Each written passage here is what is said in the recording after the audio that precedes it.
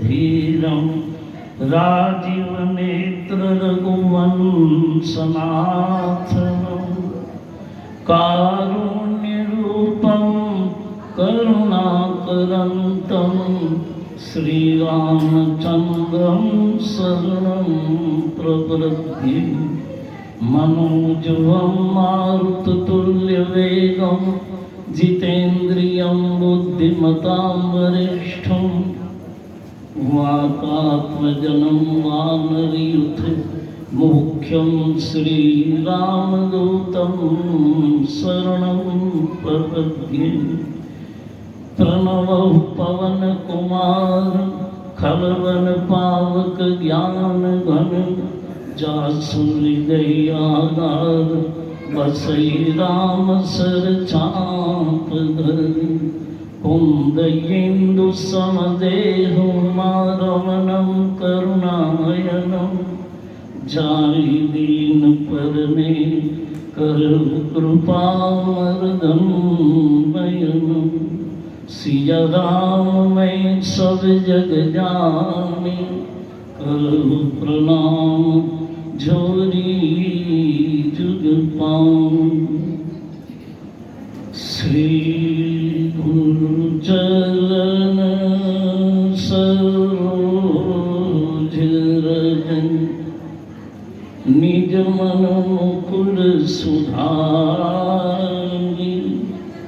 बरनउँ रघुबर बिमल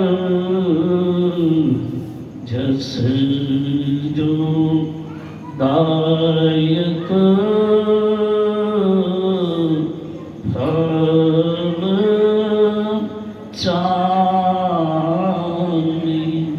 बुद्धिहीन तनु जानकी सुमिरो पवन कुमार। बल बुद्धि विद्या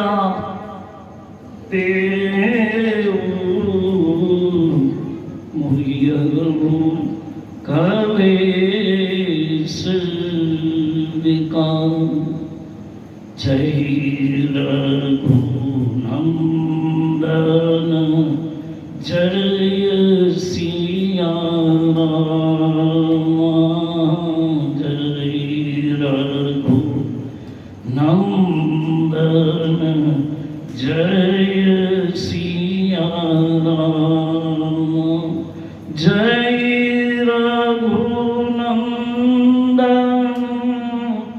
जय सिया राम। संकट मोचन जय हनुमान। साधु संत के तुम रखवारे। असुर निकंदन राम दुलारे। जय जय जय हनुमान गोसाई। कृपा करो गुरु देव की नाई। मंगल पावन अमंगल हारी। द्रवयु सुदशरथ अजीर बिहारी। संकट मोचन जय हनुमान।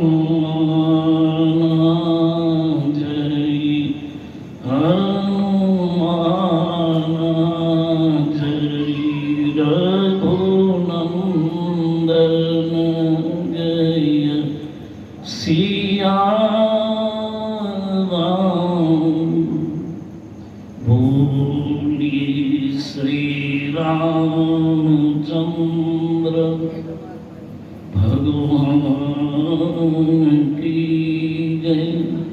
श्री बालकृष्ण भगवान की जय।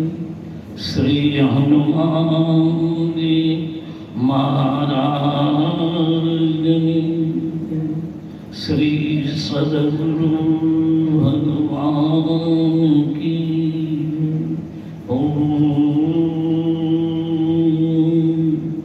नमः पार्वती पतये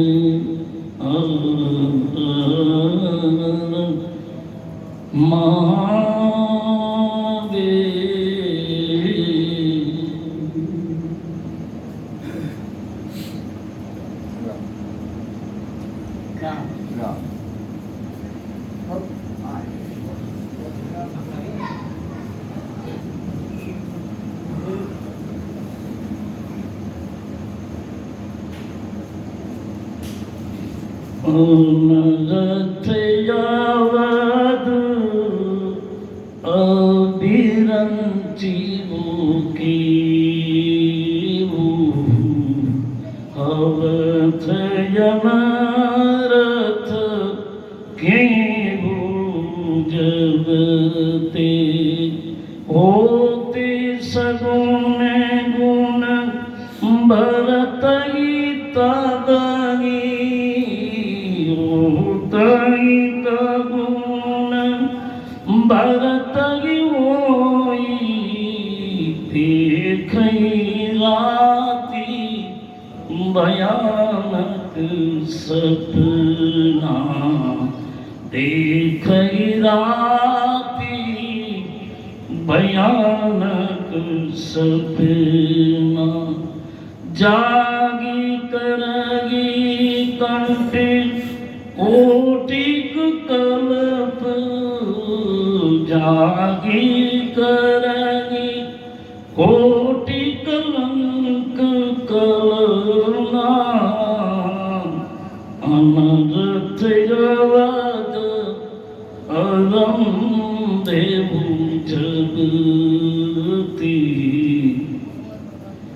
अनरथ यवद अरम देवु जगते तेल नाव भरी नूपन आए तेल नाव भरी नूप बनाए दूत बुलाई बहुरी यश भरी दूत बुलाई भूपत यश बोले नर धावऊं देगी भरत उपरि जाऊं नर धावऊं भरत बेगी जाऊं देख राती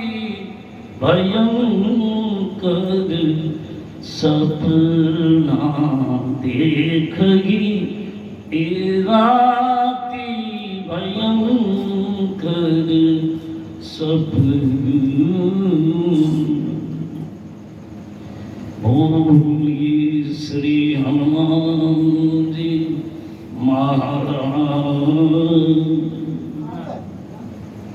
श्री पूज्यपाद गोस्वामी तुलसीदास जी महाराज।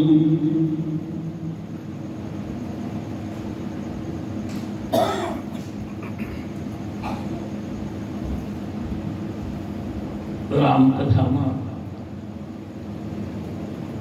શ્રી દિવંગત આત્માની પરમ શાંતિ માટે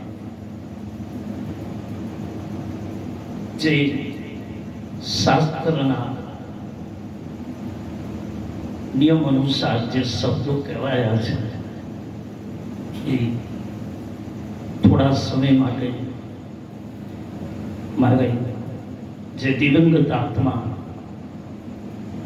જે પરમાત્મામાં જેને તુલસીદાસજી ઈશ્વર અંશ જીવ અવિનાશી કહી ને જે રામચરિત માનસમાં જે ઉદ્બોધિત કર્યા છે એવા શ્રી પરમાત્મા તત્વ. કારણ શાસ્ત્રના આધારે કઈ તો શરીરનો સરળ આપણો જ્યાં સુધી 5 તત્વમાં જોડાયેલો છે ત્યાં સુધીનો જ છે. પછી કારણ કે આપણે ત્યાં એક મન છે, એક શરીર છે અને એક સૂક્ષ્મ અને કારણ શરીર છે. જે રામચરિત માનસમાં શ્રી ભરતજી પોતાના પિતાના સ્વર્ગવાસ પછી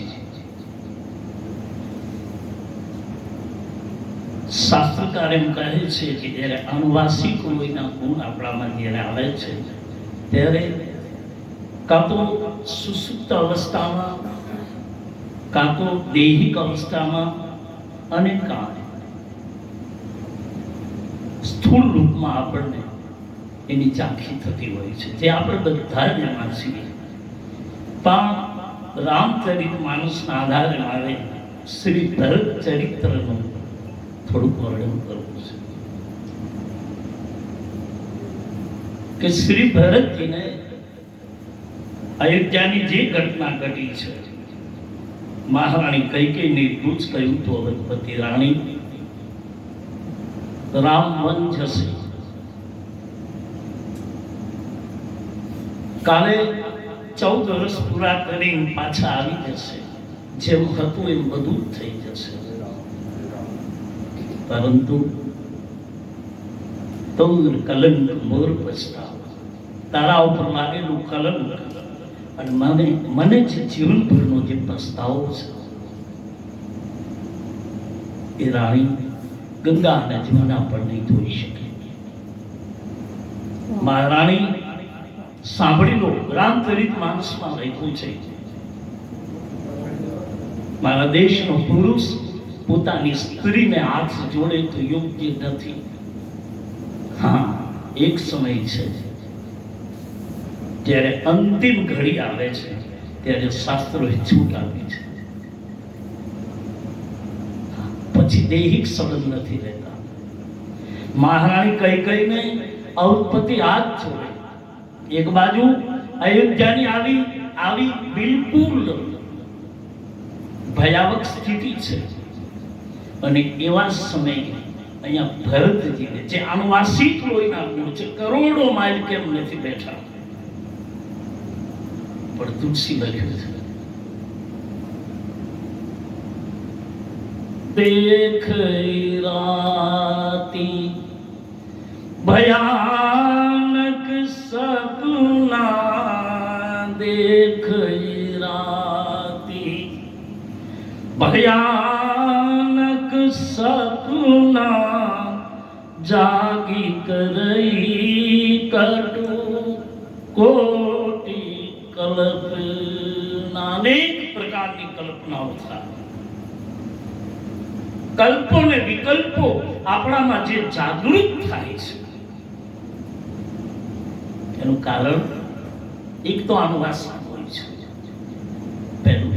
બીજું કારણ રામચરિત માનસમાં અવધપતિની જે સ્થિતિ અયોધ્યાની રાત્રિમાં છે એ જ રાત્રિ ભરતને અહીં ભયાનક લાગે છે.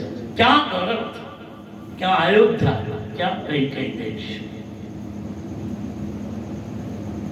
પણ અનર્થ, જ્યારે અર્થનો અનર્થ થાય છે ત્યારે જીવનની આ જ સ્થિતિ થાય છે. પછી આપણે દેહમાં હોઈએ, સૂક્ષ્મમાં હોઈએ, સ્થૂળમાં હોઈએ કે વ્યવહારમાં હોઈએ, જ્યારે અનર્થ થાય છે ત્યારે આવું જ થાય છે. માણસ છે બાપ. આજ ગાતા ગાતા 22 વર્ષ વિતાયેલા છે ગુરુ કૃપાથી, હનુમંત તત્વની કૃપાથી.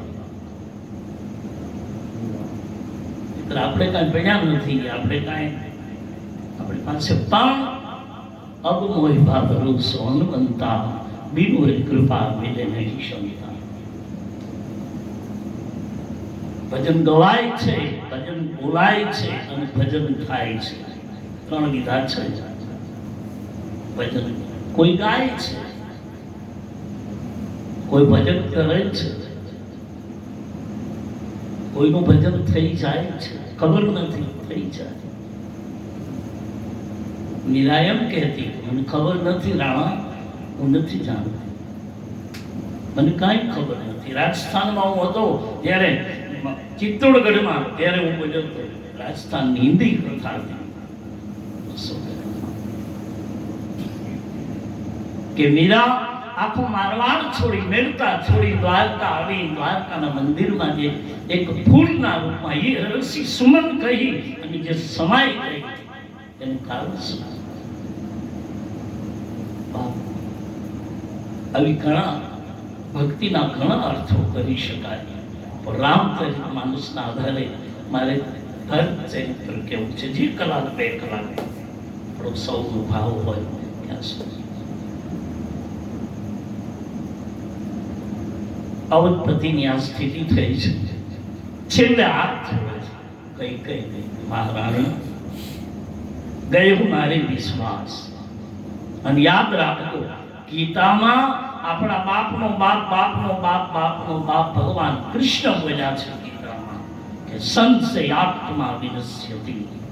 અર્જુન, એક વખત આ જીવનમાં સંશય આવ્યો એટલે આત્માનો વિનાશ. જે અમર છે, અજર છે, એને કોઈ બાળી નથી શકતું, એને કોઈ પાણીમાં ડુબાડી નથી શકતું. પણ સંશય થયો એટલે સ્ત્રી હોય, પુરુષ હોય, પાડોશી હોય, બાળક હોય, દેશ હોય, રાષ્ટ્ર હોય, જો હોશ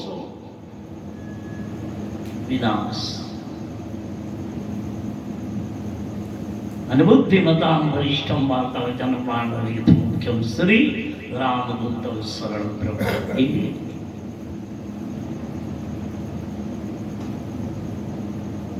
આવો અનર્થ શ્રી અયોધ્યામાં થયો છે. અવધપતિ છેલ્લા હાથ જોડી મહારાણી કૈકેયીનો વિશ્વાસ જોડે છે. તમારો મારો શબ્દ પૂરો થયો રાણી, જેવી લીધું સાથે મને બધું જ ગમ્યું છે મહારાણી. તમે જે પહેલું વરદાન માંગ્યું કે મારા ભરતને ગાદી આ એગ્રી કબૂલ છું, હું આપવા તૈયાર છું. 4 દિવસ પછી આપણે કરીશું. પણ તાપસ દેશ વિશેષ ઉદાસીન 14 વર્ષ રામ વનવાસી, શું કામ રામ બનવા જાય? મને એક એનો અપરાધ તો બતાવો. મારા રામનો કોઈ એક તો મને અપરાધ. રાણીયા, તમારા કહેવાથી મેં ગાદી આવી છે. તમે રોજ કે અને અત્યંત વાલા છે કૈકેયીને, અત્યંત અતિ પ્રિય છે. અને શાસ્ત્રકાર કહે છે કે જેને અતિ પ્રિય હોય છે એનો જ વિખૂટાપણું થાય છે. પ્રેમ એક ડિસ્ટન્સ માગે છે, પ્રેમ એક અંતર માગે છે. હરિના મંદિરમાં ગર્ભગૃહમાં આપણે નથી જઈ શકતા, એટલે મંદિરમાં બેઠેલો ઠાકોરજી વાલો લાગે છે. વર્ષે કોઈ એક વખત આવીને ઘંટ વગાડી અને પ્રાર્થના કરતો હશે, તેની આંખમાં આંસુ હશે, અને પૂજારી રોજ સેવા કરે, લગભગ રોવે નહીં, કારણ કે બહુ નજીક છે. બહુ નજીક રહેનારા નથી ઓળખી શકતા, એના માટે અંતર જરૂરી છે. એ ફાસલો જરૂરી છે, અને એ ફાસલો એક બંધન છે. અને એ પ્રેમ શબ્દનું નીચે આપતો એક રેપ છે. શબ્દાવલીમાં જાઓ તો પમાંથી તમે નીચેનો રેપ કાઢી નાખો તો પર થઈ જાય, અને પરને ગુજરાતી શબ્દમાં લઈ લો તો 52 બારો થઈ જાય. પરનો નીચેનો શબ્દ કાઢી નાખો એટલે 52 થઈ જાય. 52 બારો જે કહેવાય છે એ છે. આવો અનંત અયોધ્યામાં થઈ રહ્યો છે. મહારાણી કૈકેયી ને અવધપતિ હાથ જોડ્યા. તુલસીદાસજી લખે, પત્ની ને પતિ હાથ જોડે તો એ અપરાધ છે. કઈ સ્થિતિ થાય એની ખબર નથી. બહુ મારે એમાં જવું નથી, બાકી નારી વિવરણ લખ્યું છે. પણ તુલસીદાસ લગે છેલ્લે જ્યારે અંતિમ ઘડી આવે અને ત્યારે એકબીજાની ક્ષમા માગી લે તો એના જેવી ક્ષમા શાસ્ત્રોય નથી આપી શકતા. અરે મારા અને તમારા કહેવાતા વિધિ વિધાનો પણ નથી કરી શકતા. ગેમુ બાપ ગગુભાઈની અંતિમ ઈચ્છા રામકથાની પૂરી થઈ, રાજી થયો, એની અંતિમ ઈચ્છા પૂરી થઈ. આ જ વાસના છે, બીજી કઈ વાસના છે? આજ મહારાણી કઈ કઈને હાથ જોડી અવધપતિ છેલ્લા શ્વાસા લઈ રહ્યા છે. છેલ્લે શબ્દો કેવા બોલ્યા છે જોઈ લો તમે, કે જે મારે અને તમારે આના માટે બીજું કઈ કરવું નહીં પડે, આના માટે લવલેશ સત્સંગની જરૂર છે. લવલેશ સત્સંગ. અને સત્સંગના 4 પ્રકાર છે નરભાઈ બેન. પહેલો સત્સંગ છે મૌન સત્સંગ, કંઈ કરવું નથી, ચૂપચાપ બિલકુલ મૌન એ સત્સંગ છે. બીજો સત્સંગ છે મૂર્તિ સત્સંગ, કેવળ આપણા પરમ ઇષ્ટની સામે આંસુ પાડીને બેસી રહેવું, નથી પ્રાર્થના કરવી, નથી પૂજા કરવી, ટકટકી લગા કે દેખતે રહેના, वही सत्संग. मौन सत्संग, मूर्ति सत्संग. ત્રીજો સત્સંગ છે જીવનના માર્ગનો સત્સંગ. જે માર્ગમાં છીએ, જે પંથમાં છીએ, જે પરંપરાને, જે પાત્ર લઈને આવ્યા છે, એ પાત્રને દીપાવવું એ જ મોટામાં મોટો સત્સંગ છે.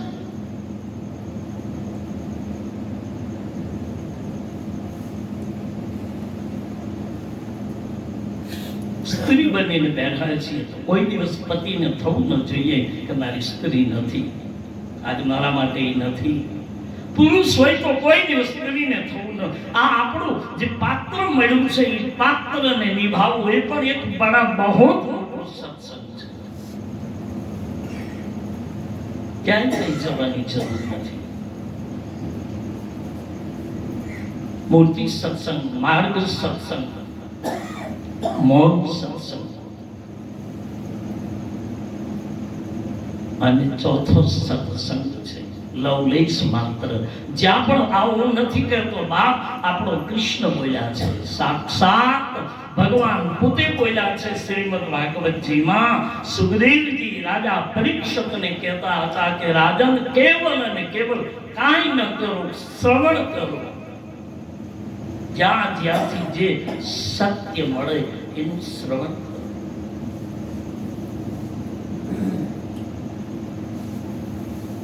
આ મહારાણી કૈકેયીના પછી અવધપતિ સદન છોડી અને કૌશલ્યાની સામે કહે છે, હે રામચંદ્રની,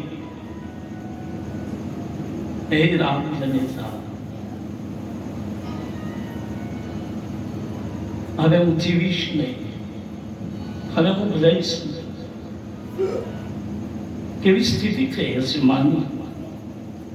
રામ વનમાં છે, પોતાનો લાડીલો પુત્ર રામ વનમાં છે અને પતિ છેલ્લી ઘડીઓ ગણી રહ્યા છે. આવી દાવાડોળ સ્થિતિમાં મહારાણી કૌશલ્યાની સ્થિતિ શું છે? કલ્પના કરો. મહારાણી કૌશલ્યા પોતાના ભાગ્યના સિંદૂરનું માથું સરખું કરી પોતાના ગોદમાં મસ્તકને લઈને અવધપતિને કહે છે, મહારાજ આપની સ્થિતિ ઠીક નથી, એટલા માટે આપ આમ કરો છો. કઈ નથી. નહીં મહારાણી કૌશલ્યા, સાંભળી લો મને, મારા છેલ્લા શબ્દો છે. હવે તો આવું થશે અયોધ્યામાં.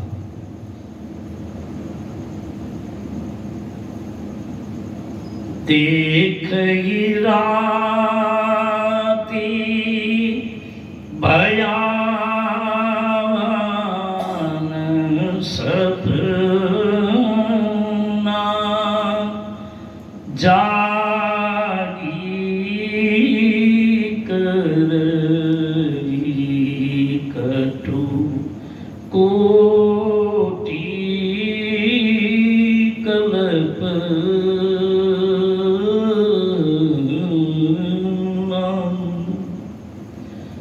દિવસ જોયું નહીં હોય એવી સ્થિતિ શ્રીધામ અયોધ્યાની થશે.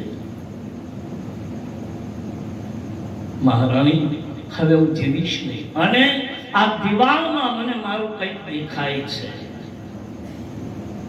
શાસ્ત્ર કહે છે કદાચ આપણને પણ દેખાતું હશે, ખબર નહીં. અવધપતિ બોલી શક્યા, આપણે બોલી નહીં શકતા, બાકી કંઈક હશે. શાસ્ત્રમાં વાત આવી છે એટલે ચોક્કસ આપણને આપણું કર્મ દેખાય. હા, એક વસ્તુ ચોક્કસ છે કે જે બોલી શકે છે, પોતાના કરેલા કર્મને સ્પષ્ટ જ્યારે જાહેરમાં બોલાય છે ત્યારે યાદ રાખો, કર્મ બળી જાય છે. અને કાં તો દુનિયા આપણી વાળી નાખે, આપણે કરવું ન પડે, આપણું બોલ્યા જ કરે, તો આમ છે, તો આમ છે, તો આમ છે. બહુ રાજી રહેવું ભાવ, એમાં બહુ રાજી. આપણે બહુ હળવા થઈ જશું. કબીર સાહેબને પૂછ્યું તું કાશીમાં, અયોધ્યાની કથામાં બોલ્યો તો કબીર સાહેબ માટે કે અયોધ્યામાં જે રહેતા, હમણાં જ કથા કરીને આવ્યો અયોધ્યા, ત્યારે અયોધ્યામાં ને કહ્યું હતું કે કબીર સાહેબ માટે એમ કહેવાય છે કે કબીર સાહેબને કોઈ પૂછવામાં આવ્યું કે કબીર બાબા, તમે તો આ રીતે આખા સંસારમાં રહી અને વ્યવહારમાં રહેતા રહેતા તમે મોક્ષ ગતિ કઈ રીતે પામશો? ત્યારે કબીરજી બહુ ટૂંકો જવાબ ન આપ્યો, પણ જગતને બતાવી દીધો. આવનાર માણસને કાંઈ જવાબ ન આપ્યો કબીર સાહેબે, અને એમ કહ્યું કે બેસો ભાઈ, 2 મિનિટ. પોતાનું વણાટ કામ કરતા કરતા કબીર સાહેબે એટલું જ કહ્યું, દેવી સાંભળું? હા, શું? કે અંદરથી એક દીવો પ્રગટાવીને લેતા આવું. એ દીવો પ્રગટાવી આવીને કબીર સાહેબની સામે મૂકી પગે લાગી એના પત્ની જતા રહ્યા. પેલા માણસને કીધું કે હું આ જવાબ લેવા આવ્યો છું, બાબા કઈ જવાબ આપો. ત્યારે કબીર સાહેબે એટલું જ કહ્યું કે આ દીવો પ્રગટાવ્યો એ તમારો જવાબ છે. બોલે કઈ રીતે? કે આ બપોરનો સમય છે, મારા દીવાની કઈ જરૂર નહોતી, અને છતાંય મેં દીવો માંગ્યો અને મારા પત્ની દીવો મૂકીને જતા રહ્યા, કંઈ પણ બોલ્યા વગર. અને આપણે ક્યારેક ખતરો કરજો છો, બપોરે દીવો મંગાવજો, પૂછે તો ખરા સહજ રીતે કે ભાઈ શું કરશો અત્યારે દીવાને? આટલું પણ જે અંતર આત્માને જાણી શકે છે માણસ કરી શકે છે. અને કબીર સાહેબે એટલું જ કહ્યું હતું કે મારી કુટિયા એવા સ્થાન ઉપર બનાવજો કે જ્યાં નિંદક રહેતા હોય.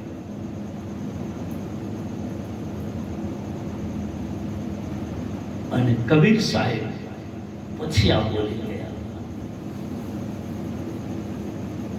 તો પછી એનું કાંઈ ઠેકાણું નહોતું. કહ્યું છે કે માનવીનો મેળો તેદી કબીરાનો તું ઠેકાણું, એજી કબીર બનીને વાલો મારો આલા રે, આ નિર્ધનિયાનું નાનું. મારે કેવું છે, 4 પ્રકારના સત્સંગ, અને આ ચારે ચાર સત્સંગમાંથી, ચારમાંથી કોઈ પણ લવલેશ માત્રમાં આપણે હસવું તો શાસ્ત્રકાર કહે છે અંત ઘડીએ પડી માણસ બોલી શકે છે, કહી શકે છે. જેને ભગવાન શિવજી મહાશિવ પુરાણમાં ત્રીજું નેત્રની વાત કરી છે કે જેને ત્રિસત્ય કૃષ્ણ કહે છે. ત્રિસત્ય છે. અર્જુન 3 વખત કહેવાય ગયું વાત. ત્રિસત્ય. મહાદેવ એમ કહે કે ત્રિનેત્ર છે. આજ અવધપતિ કહ્યું મને આ દિવાલમાં અંધોને અંધી દેખાય છે. વર્ષો પહેલાનું કરેલું, કુંવારા હતા ત્યારે કરેલી શબ્દ વિધિ ના બાળનો જે પ્રયોગ કર્યો એ કર્મ દેખાય. અને કૌશલ્યા હું બચીશ નહીં, કારણ કે મને અંદર ઘણા લોકો એમ કહે છે શ્રવણના માતા પિતાના નામ ન લેવાય. ના ના, એવું નથી. સ્પષ્ટ છે શ્રવણ ઉલ્લેખમાં કે જ્ઞાનદેવ અને જ્ઞાનદેવીના માતા પિતા છે. અને એ શ્રવણ જ્યારે છેલ્લી સ્થિતિએ જ્યારે એને તીર વાગ્યું અને એના મુખમાંથી જે શબ્દો નીકળ્યા, જે અનાદિ છે, કે જે અનંત છે, જેનો પાર ન પામી શકાય એવો જે રામ પરમ બ્રહ્મ તત્વ ભગવાન ઈશ્વર પોતે છે, એવો રામ શબ્દ નીકળ્યો. આજનું નાસા પણ એમ કહે છે કે જ્યારે પૃથ્વીનું પ્રતિકરણ થયું ત્યારે પહેલો ધડાકો જે થયો એમાંથી જે શબ્દ નીકળો છે એ શબ્દનું નામ છે રામ. રામ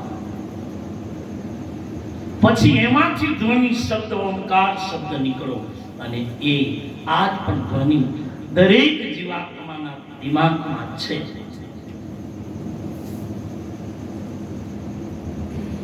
આજનું વિજ્ઞાન કહે છે, નાસા કહે છે, ત્યાં છે. આવું ભયાનક સપનું, આ બાજુ ભરતને, આ બાજુ અવધપતિની આ સ્થિતિ. અને એ વખતે કૌશલ્યાજીને કહ્યું કે આ દિવાલમાં દેખાતા અંધોને અંધી આ બેનો જે મને શ્રાપ લાગ્યો છે, દશરથ તારા દીકરા ચાર પણ કાંધે નીચે કાગડા, ચાર પુત્રો હોવા છતાંય અંતે એકેય નહીં હોય. અને વિયોગ કયો છે? વિયોગના બે પ્રકાર છે. એક તો પુત્ર પાગલ થઈને ખોવાઈ જાય તો પણ માતા પિતાને વિયોગ છે, દીકરો જીવે છે, ક્યાંક છે, ખબર નથી, એ વિયોગ છે, એ પણ વિયોગ છે. અને જો ચારમાંથી એક પુત્ર ગવાઈ જાય, મૃત્યુ પામે તો પણ વિયોગ છે. એટલે આજ રામ પણ નથી, ભરત શત્રુઘ્ન નથી, લક્ષ્મણ નથી, તેવી હું જીવીશ નહીં. સમય આવી ગયો છે.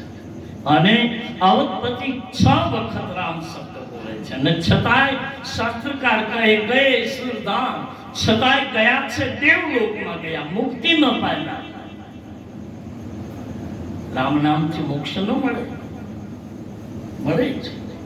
પણ અવધપતિ જે રામ શબ્દ બોલ્યા છે એ શબ્દમાં એટલા માટે મુક્તિ નથી પડી, કારણ કે ગયું ભૂપ સુરધામ, રામ રામ રામ કહી રામ કહી રામ કહી રામ, ગઈ ભૂપ સુરધામ. શું કામ? કે 6 વખત રામ બોલ્યા. 6 શાસ્ત્રનો સાર રામ છે. 18 પુરાણ, 6 શાસ્ત્ર અને ઉપનિષદ કહે છે આ 6 શાસ્ત્રનો સાર રામ નામ છે. છતાંય મુક્તિ ન મળી.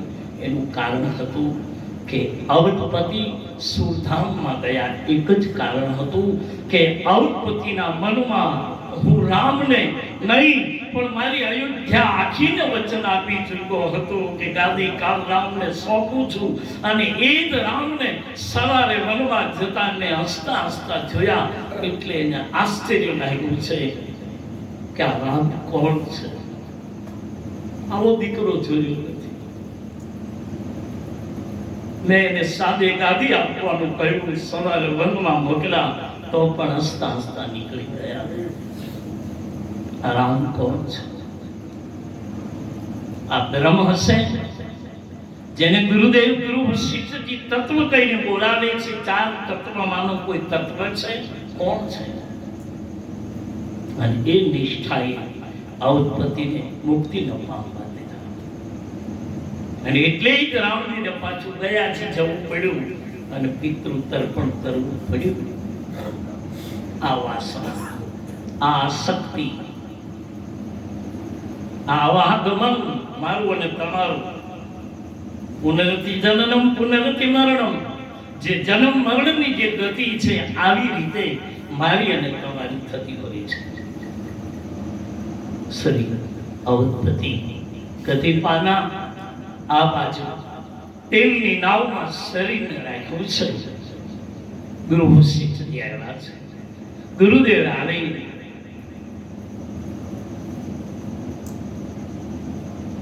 કારણ કે શાસ્ત્ર ના પાડે છે. કોઈની પાછળ રુદન શાસ્ત્ર મનાય છે. કારણ આત્મા પરમાત્માનો હતો પરમાત્મા સાથે જોડાયા છે. ગીતાકાર તો એમ કહે છે ભગવાન કૃષ્ણ તો કે હે અર્જુન, કેવલ અને કેવલ જે માણસ એક વસ્ત્ર બદલાવીને બીજું વસ્ત્ર પહેરે અને એનો જેટલો એને આનંદ હોય છે અને જેટલું પુરાણી વસ્ત્ર છોડતા એને જરા પણ સંકોચ નથી થતો, એવી રીતે હે અર્જુન આ દેહ છોડી અને જ્યારે બીજા દેહમાં પ્રવિષ્ટ થાય છે ત્યારે એને એટલો જ આનંદ હોય છે. પુરાણી વસ્તુની પીડા નથી હોતી. એવી આ દેહને છોડી અને અવધપતિ ગયા, તેમની નૌકામાં જેના શરીરને રાખ્યું છે અને પછી વશિષ્ઠજી આવે. વશિષ્ઠજીને એમ કહે કે ગુરુદેવ આપ હવે ચાલો, કોઈ પણ લોકોને મોકલી અને ભરતને બોલાવો. પણ કૌશલ્યા ઘડી પડ્યા હતા. એટલું જ કહ્યું હતું કે હે ગુરુદેવ, ભરતને બોલાવવા માટે મોકલો, પણ ભરતને કોઈ કહેશો નહીં કે અવધપતિનું નિધન થયું છે. રામ વનમાં ગયા છે, કારણ ભરતને હું જીવતો નહીં જોઈ શકું, કારણ કે આ ઘાત નથી, પ્રત્યાઘાત છે. અને શ્રી ભરતજી ને આ બાજુ ખબર પડી ગઈ રાત્રિના સમયે કે દેખી રાતી ભયાનક સપના, જાગી કરગી કટુ कोटि कल्पना, जागी करगी कटु कोटि कल्पना, देख राती भयानक सपना. श्री भरतजी बोलावा માટે આવે. દાવન લોકોને આવતા જોઈ ભરતજી સહજ રીતે સમજી ગયા છે કે મારી અયોધ્યામાં કંઈક થયું છે. અયોધ્યા ભરતજી આવે, સરજુને કિનારે આવ્યા, ત્યાં સન્નાટો છવાયેલો જોયો અને ભરતજીને એમ થયું કે કોઈને પૂછી લઉં કે કઈ અયોધ્યામાં થયું છે. મન માન્યું નહીં. એને એમ થયું કે કદાચ હું પૂછું અને હું સહી ન શકું એવા મને સમાચાર મળે તો. એટલે ભરતજી કોઈને પૂછતા નથી. અને માનસમાં લખ્યું છે, રામચરિત માનસમાં, કે સીતા ભરતી માં કૈકેયી માના મેળે આવે છે. આજે લોકો પ્રશ્ન કરે છે કે ભરતજીને આટલું બધું અયોધ્યામાં સનાટો છવાયેલો હતો તો પછી કૈકેયી માના મેલે કેમ ગયા? કૌશલ્યા માને મળવા કેમ ન ગયા? મોટા ભાઈ રામ બિલકુલ નજીક રહે છે કાયમના માટે, છતાં એને મળવા કેમ ન ગયા? એનું કારણ એક જ હતું કે જે સમય ભરતી અયોધ્યામાં આવ્યા ત્યારે મહારાણી કૈકેયીના મેલે જ રામ હોય, અત્યંત વાલા હતા. જે અતિ પ્રિય હોય છે એનો જ વિયોગ હોય છે. કૈકેયીના ગુરુ સમર્થ હતા. શ્રવણના પિતા જ કૈકેયીના ગુરુ છે. બહુ બચપણમાં કૈકેયીને કહેલું છે કે મહારાણી કૈકેયી તો અયોધ્યાની સામ્રાજ્ઞી થશે, તો અયોધ્યાની પાટ મહર્ષિ થશે. બેટા, પણ એક વાત લખી છે તારા ભાગ્યમાં કે જે પતિને તું પરણીને જવાની છો એ જ તારા પતિના હાથે મારા એકના એક લાડકવાયા પુત્ર શ્રવણનું મૃત્યુ લખ્યું છે. મહારાણી ગુરુજી કહ્યા હતા કે નહીં ગુરુદેવ, એવું મારે અયોધ્યાનું રાણી પણ જોતું નથી, પરંતુ ગુરુદેવ કહી ગયું હતું જો લીખા લીલા કોણ મેટન હાર, જે લખ્યું છે ને કોઈ મિથ્યા કરી શકતું નથી. અવધપતિની આ સ્થિતિ, આ બાજુ ભરતજી શ્રીધામ અયોધ્યામાં પહોંચ્યા છે. મહારાણી કૈકેયીના મેલે આવ્યા છે.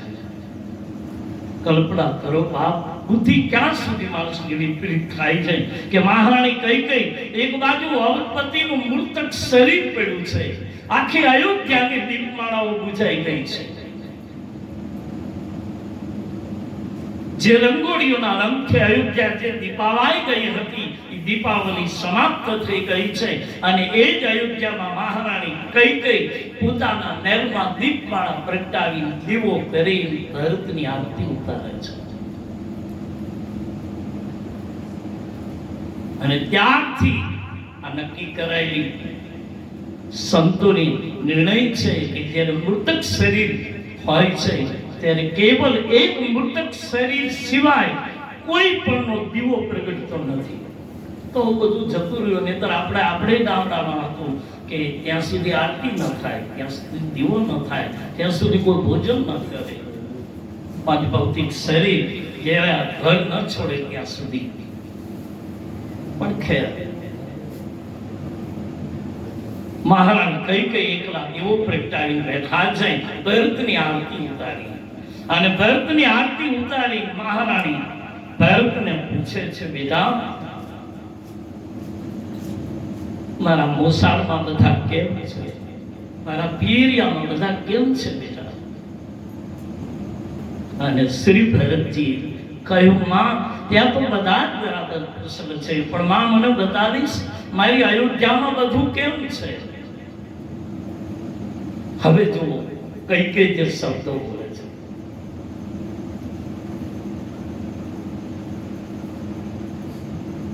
ताते बात में सकल सवारी, ताते बात में सकल सवारी, भई मंथरा विचारी, भई मंथरा सहाई विचारी. मंथरा ने विचारी कही,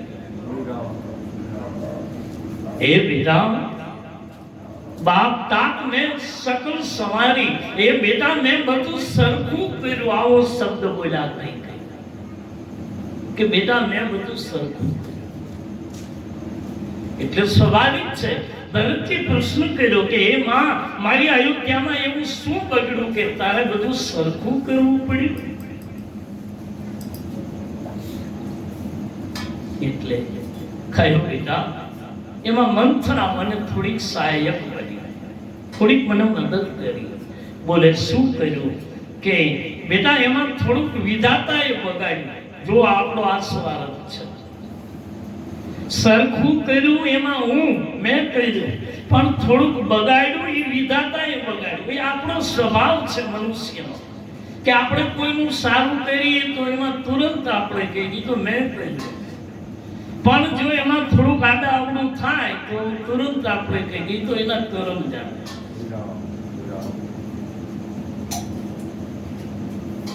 એટલે કયું કરે છે કે હે માં અયોધ્યામાં એવું શું બગડ્યું કે તારે સરખું કરવું પડ્યું?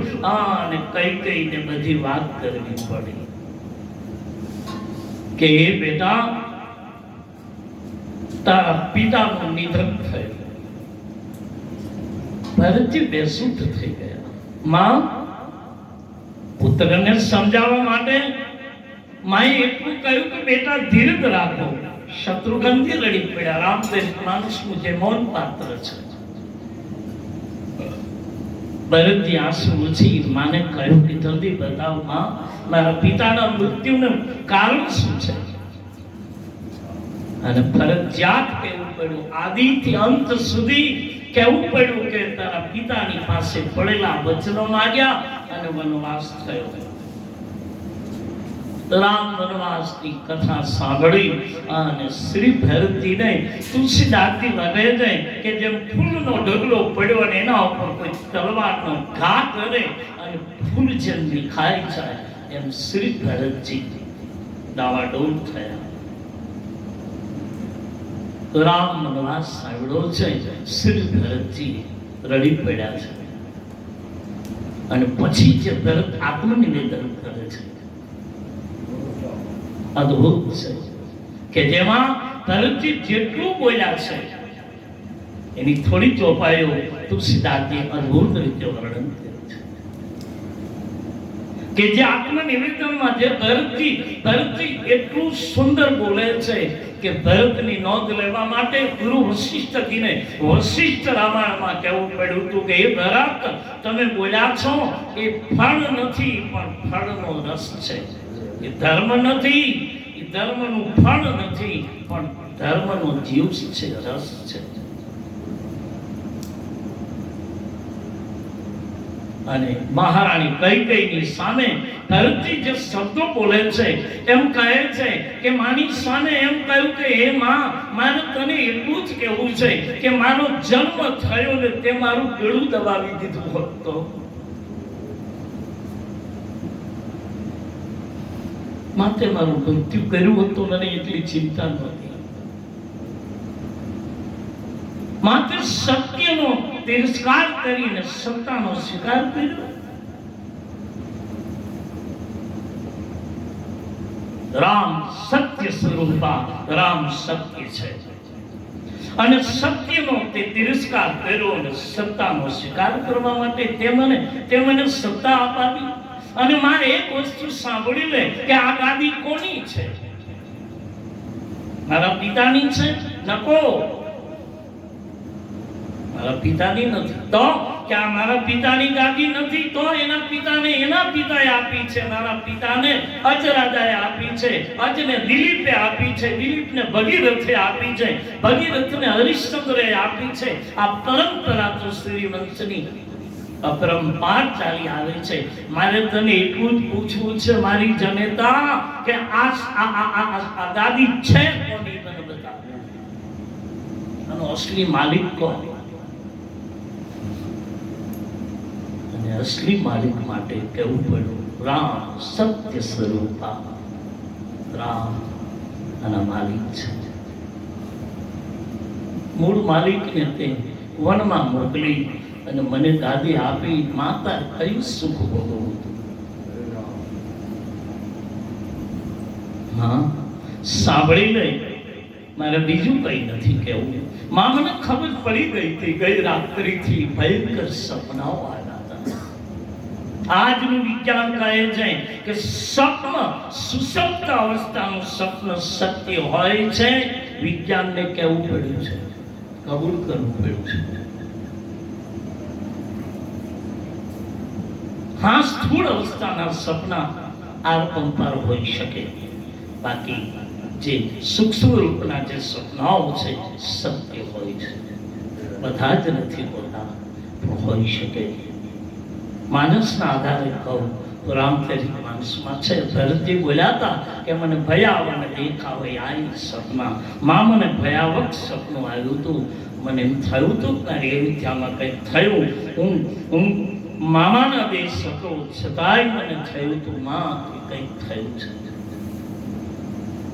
અને પછી ભરતજી સ્પષ્ટ કહી દે છે કે એ માં તારો મારો સંબંધ પૂરો થયો.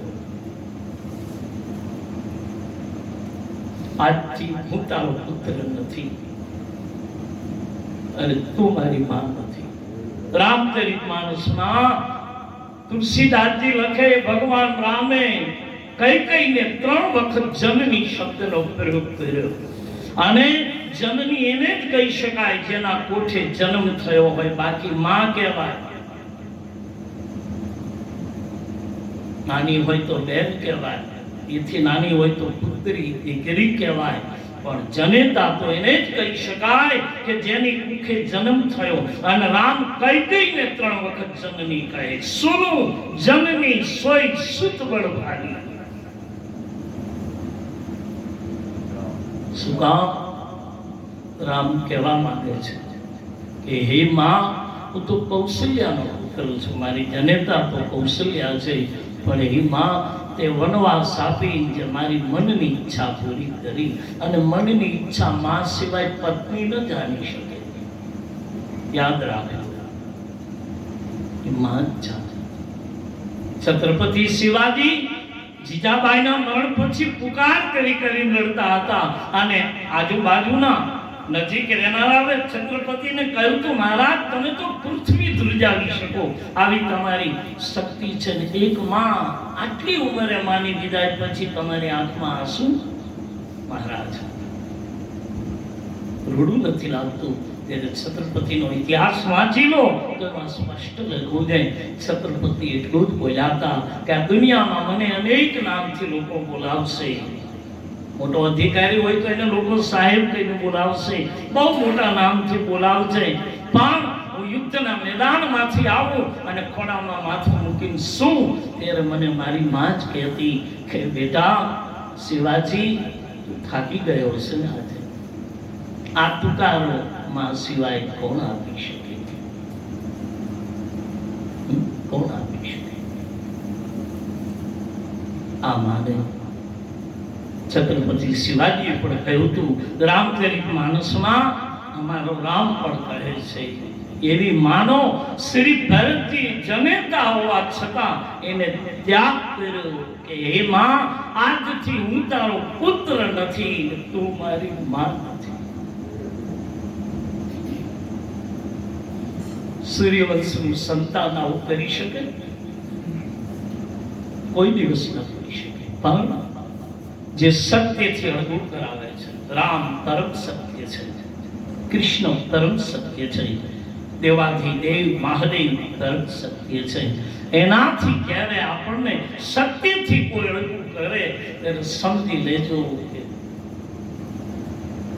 મીરાને કોઈ તકલીફ નહોતી રાણાએ જો હરી ભજવા દીધો હોત તો કોઈ તકલીફ નહોતી આટલી જ વાત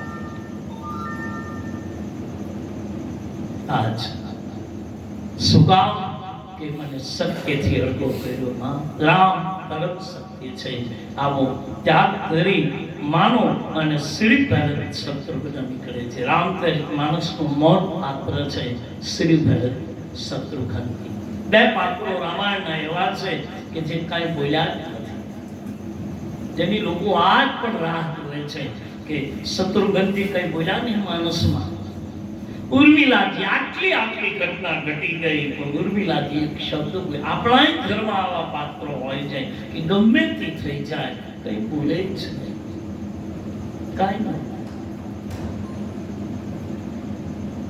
અને જ્યારે બોલે છે ત્યારે એવા પાત્રોની નોંધ લેવાય છે જે બહુ બોલ કરે છે એ પછી કોઈ કિંમત નથી હોતી આખું ઘર કહેતું બોલ્યા કરશે પણ હાલો આપણે નીકળીએ કિંમત નથી અને જ્યાં બોલાય છે એવાના વેણ કાઢો કે કોઈના હૈયાને ઠેસ વાગે શાસ્ત્રકાર કહે છે કે જ્યાં ત્યાં જરૂર પડે ત્યાં 5-5 કલાક બોલો અમારે કદામાં 5-5 કલાક બોલવું પડે લાઈવ ટેલિકાસ્ટ બોલવું પડે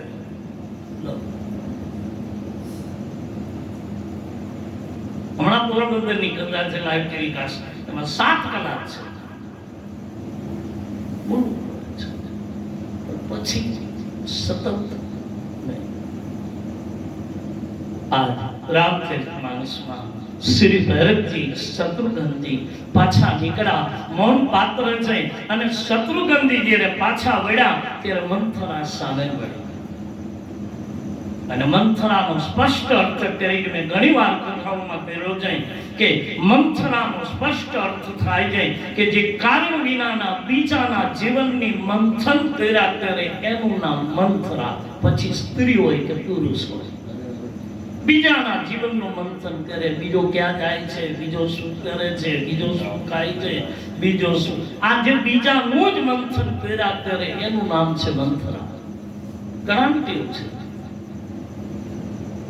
એ મંથન કરે છે બીજાનું સતત એ મંથરા છે અને આવી મંથન ગતિ મહારાણી કઈક નહીતર કઈકઈને આટલો રામ પ્રિય હોય અને એ રામનો વનવાસ કેમ દઈ શકે કઈ કેમ આપી શકે પણ એવી વાત થઈ હતી કે બહારગામ જઈએ ને ત્યારે સુટકેસમાં પહેલું કપડું મૂક્યું હોય ને એ તમે ત્યાં જઈને સુટકેસ ખોલો ને તો એ છેલ્લે મૂક્યું એ પહેલું નીકળે ને પહેલું મૂક્યું એ છેલ્લે નીકળે એમ કઈકઈના એના સ્વાર્થથી પાપના જે સંસ્કારો પડ્યા તે મંથરાએ મંથન કરી કાઢ્યા રામચરિતમાનસની મંથરા અને મહાભારતનો શકુની બેયનું કામ આ છે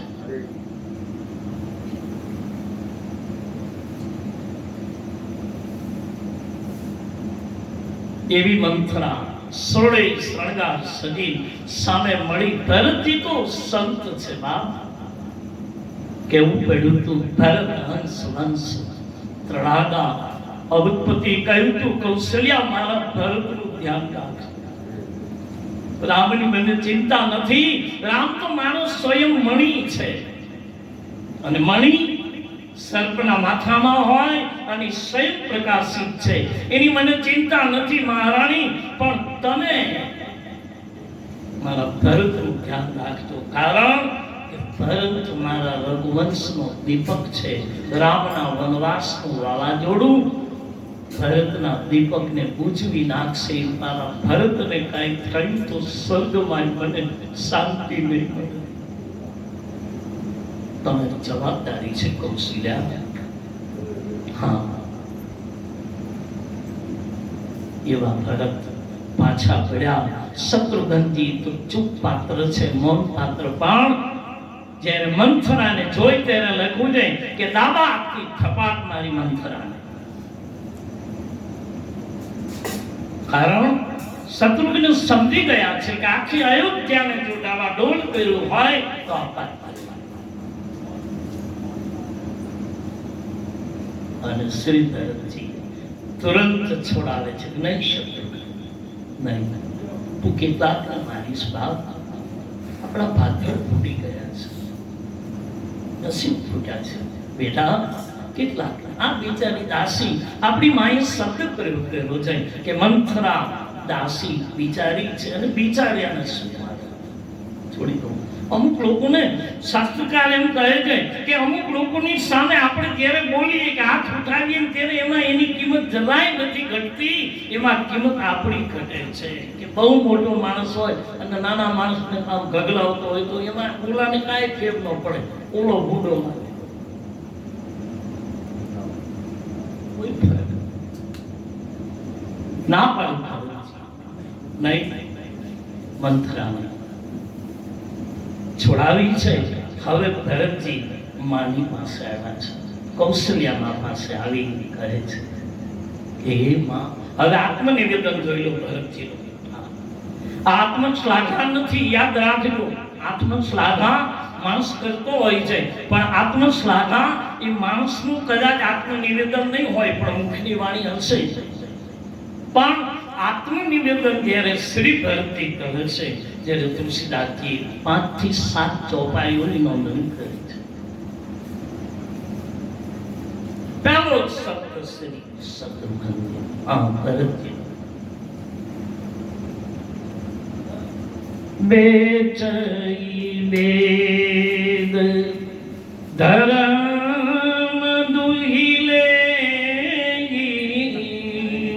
બેચઈ વેદ,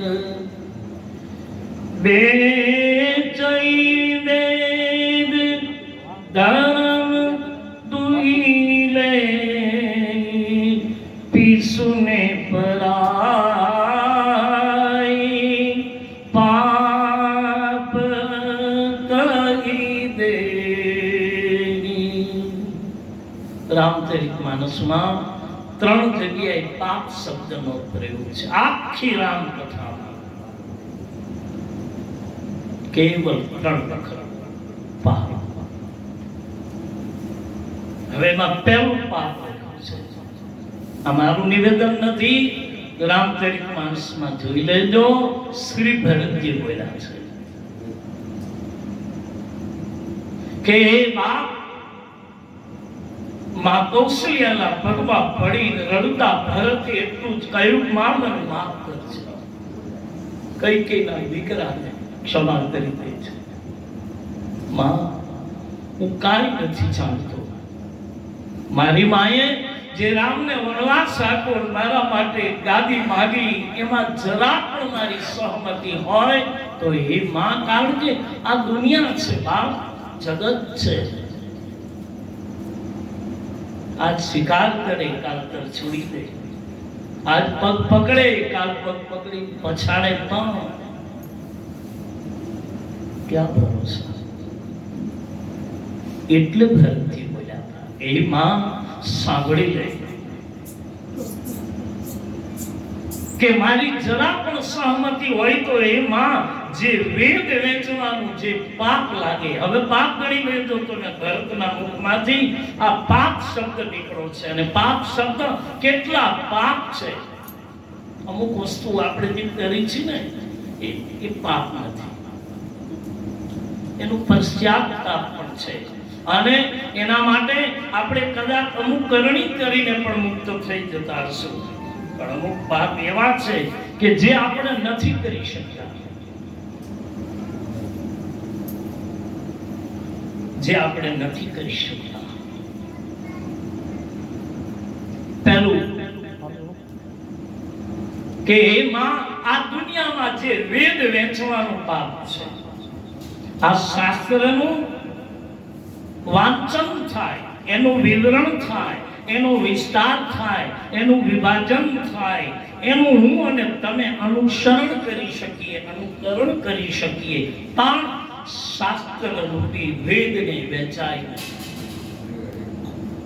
વેદોક્ત શાસ્ત્રની મનાય છે, વેચી ન શકાય, આનું મૂલ્ય ન કરી શકાય.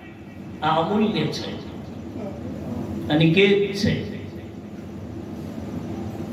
એમાં જે વેદ વેચનારને જે પાપ લાગે, પાપ મને લાગે કે મેં મારી માને કહ્યું હોય કે રામને વન દે છે, મારા માટે ગાદી મારે છે, મારું નથી બોલે. તમે કલ્પના કરો બાપ કે ભરતજી જ્યાં સુધી બોલ્યા ત્યાં સુધી માએ વિઘ્ન ન કર્યું, વચ્ચે રોક્યા નહીં. કારણ કે અમુક સમયે જ્યારે હૃદયથી બોલાતી વાત હોય ત્યારે પરિવારે સાંભળી લેવી જોઈએ, પછી એને ટોકાય નહીં, એને બોલવા દો, એને ખાલી થવા દો, એને બોલી દેવા દેવાય. શાસ્ત્રો ના પાડે છે કેવા વખતે આપણે વચ્ચે એને રોકીએ કે નહીં તમે કહ્યું છે બરાબર ને આ કહ્યું નહીં, એને બોલવા દો, એને બોલી દેવા દો. ભરતજી ઘણું બોલ્યા છે. ભરતજીએ કહ્યું કે હે માં, વેદ વેચવાનું જે પાપ લાગે, પાપ મને લાગે તો મેં મારી માને કહ્યું હોય કે ગાદી મારા માટે માગ છે, રામ મનમાં જાય. દાદા આંખમાં આંસુ સાથે શ્રી કૌશલ્યાજી રડે છે, બોલો બેટા. અને પછી કહ્યું કે હે માં, સાંભળી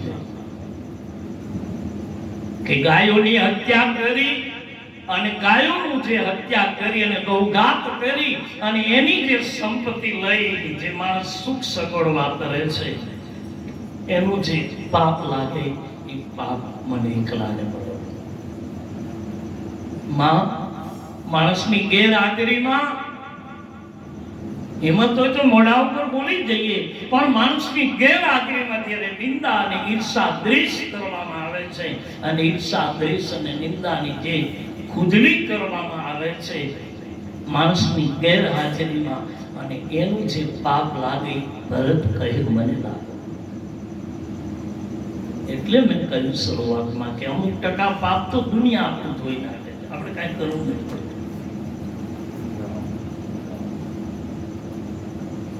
પાપ ભરત કહે મને લાગો. અને પછી કહ્યું કે હે માં, ગૌ હત્યાનું પાપ લાગો. અને પછી કહ્યું છે કે ગૌ ધરતી, જે ગૌ ધરતીને ખેડી ખાવાનો જે અપરાધ છે, પાપ છે માં, એ મને લાગો. સાધુ, બ્રાહ્મણ, સંન્યાસી, ત્યાગી, વૈરાગી, આની જે હત્યા કરવાનો પાપ છે એ મને લાગો. જો મેં માને કહ્યું હોય તો. અને પછી કહ્યું કે હે માં, મને માફ કરજે.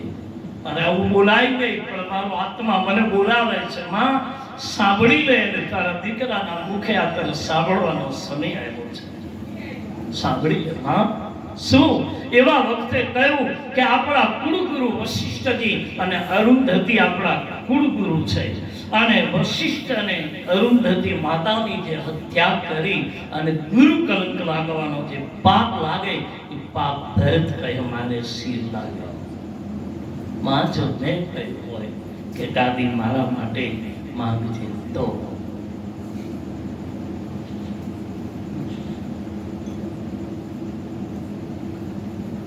पीतुई भरत कीन जसी करनी, पीतुई भरत कीन जसी करनी, सो सुख लाख जाई नहीं बनी, जो सुख लाख जाई नहीं बनी। એ બાપ કહે છે માની સામે શ્રી ભરતજી આત્મનિવેદન કર્યું અને પછી એક વાત એવી કરી કે એ બાપ એ ભરત અને જે કેવું એ બોલ। અને શ્રી ભરતજી છેલ્લે એટલું બોલ્યા હતા કે હે માં આ કરેલા અપરાધમાંથી મને એમ લાગે છે કે હું નરકવાસી થઈશ। મને મેં સાંભળ્યું છે માં કે 84 લાખ યોની માંથી ભટકતા ભટકતા જન્મ લેવા પડે છે। તો હે માં મને 84 નરકો મળે। પણ બોલતા બોલતા ભરતે કહ્યું તું માં હવે મને નરકોય નહીં સ્વીકારે, કારણ કે મેં એવડો અપરાધ કર્યો છે કે મારો નરક સ્વીકાર નહીં કરે। પછી માને એમ થયું કે બસ હવે ભરતે છેલ્લી માંગણી કરી દીધી। માં ઊભા થયા, કૌશલ્યામાં ભરતને બેસાડી પોતાના ખોળામાં મસ્તક મુકાવી કહ્યું બેટા બસ ભરત ઘણું બોલ્યો બાપ, અમને હવે દુખીને વધારે દુખી ન કર, અમે અમે અમે ન સહન કરી શકીએ બેટા ભરત। બાપ તું જે બોલ્યો છે સત્ય છે, પણ ભરત એક વસ્તુ કહું, તારા પિતાનું વચન છે, વચન પાળવું રહ્યું। રામ વનમાં ગયા છે બેટા ભરત, તમે 14 વર્ષ માટે ગાદી સંભાળી લો। હવે ભરતજી બોલે છે, માને ઉત્તર આપ્યો, સટીક આપ્યો ઉત્તર બિલકુલ કે એમાં માણસને તાવ આવ્યો હોય, આડો હાથ તાવ આવ્યો હોય અને એમાં એને ઓચિંતાનો એક પથારીમાંથી વીછી કરડે તો એક તો તાવની અગ્નિ છે અને એમાં એને વીછીનો ડંખ લાગે। ભરતજીનું દ્રષ્ટાંત જોઈ લો કે માં એક તો તાવ આવ્યો અને એમાં એને વીછીનો ડંખ લાગે તો, અને ત્રીજું તાવ આવ્યો હોય, વીછીનો ડંખ લાગે અને એમાં વળી માં કોઈ આવી એને શરાબનો પ્યાલો પાઈ દે તો।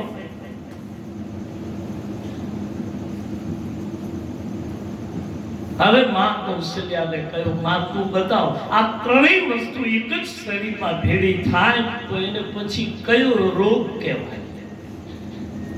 બતાવ, તું રામ જન્મી છે, મારી જનતા તું એ છો, માં મને બતાવ આ ત્રણ વસ્તુ થઈ હોય અને એને પછી કયો રોગ કહેવાય અને આ રોગની કઈ ઔષધિ છે? શાસ્ત્રો લખે છે કે દુઃખ છે તો એનું કારણ છે, સુખ છે તો એનું કારણ છે, કારણ બધું છે આ બધું એમનેમ નથી, આપણે જાણતા નથી। સંતો અને શાસ્ત્રો જાણે છે કે આપણને સ્પષ્ટતા કરે છે। બતાવો ભરત, બાપ તારી વાતમાં મને કઈ સમજાયું નહીં। ત્યારે ભરતજી બોલ્યા કે હે માં મારી ગેરહાજરીમાં તમે રામને વનવાસ આપ્યો, એ મને તાવ આવ્યો, મને પીડા થઈ, મારા શરીરમાં મને અગ્નિની બળતરા થઈ, હે માં મને આ થયું। અને બીજું માં હું ઓચિંતાનો આવ્યો અને આવ્યો કે મારી માએ મને એમ કહ્યું કે મારા પિતાનું મૃત્યુ થયું એનું કારણ મેં જાણ્યું તો એ માં એ મને ઓચિંતાનો વીછીનો ડંખ લાગ્યો. ઓચિંતાના સમાચાર આવે રાતના 2 વાગે કે આમ થયું, ડંખ લાગ્યો. આવું થયું. પછી મને વાર્તા હોઈએ છીએ પણ ડંખ લાગ્યો ફેરથી તાવ તો હતો જ રામ વનવાસનો, પણ ડંખ લાગ્યો વીછીનો. અને એમાં વળી આ તમે બધા જ ભેળા મળી અને એમાં તમે મને સત્તાનો પિયાલો પાવ છો કે હજી ગાદી સંભાળી લે. તો માં આ 3 રોગમાં મારી ઔષધિ કઈ? રામનો વનવાસ ભૂલી જાઓ, તારા બાપનું મરણ ભૂલી જાઓ, અયોધ્યાની ગાદીનો સ્વીકાર કરી લો બાપના વચન ઉપર. શું કરું?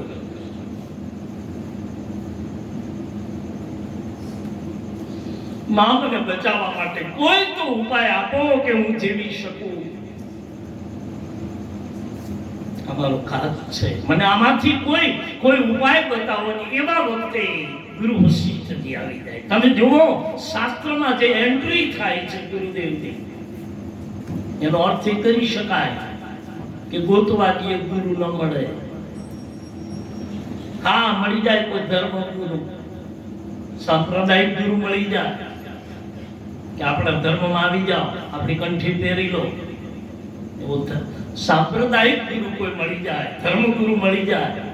પણ જે સદગુરુ છે, અંતર આત્માને જે જાણી શકે છે, પડેલા કોળિયાને વિવેક પડી છે, એને પ્રગટાવનારો કોઈ ગુરુ મળી જાય, એને સમર્થ સદગુરુ કહ્યા છે. અને હાવ દેશી ભાષામાં કહું તો કહેવાય કંઠી બાંધે ગુરુ અને કાંઠલો પકડે સદગુરુ.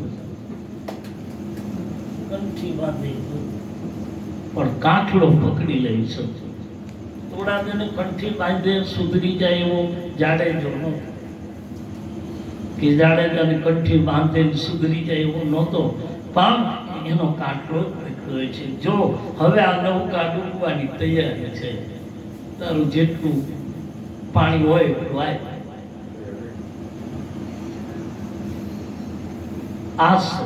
અને આવો ગુરુ, આવો સદગુરુ ગોતવાદીએ નહીં મળે.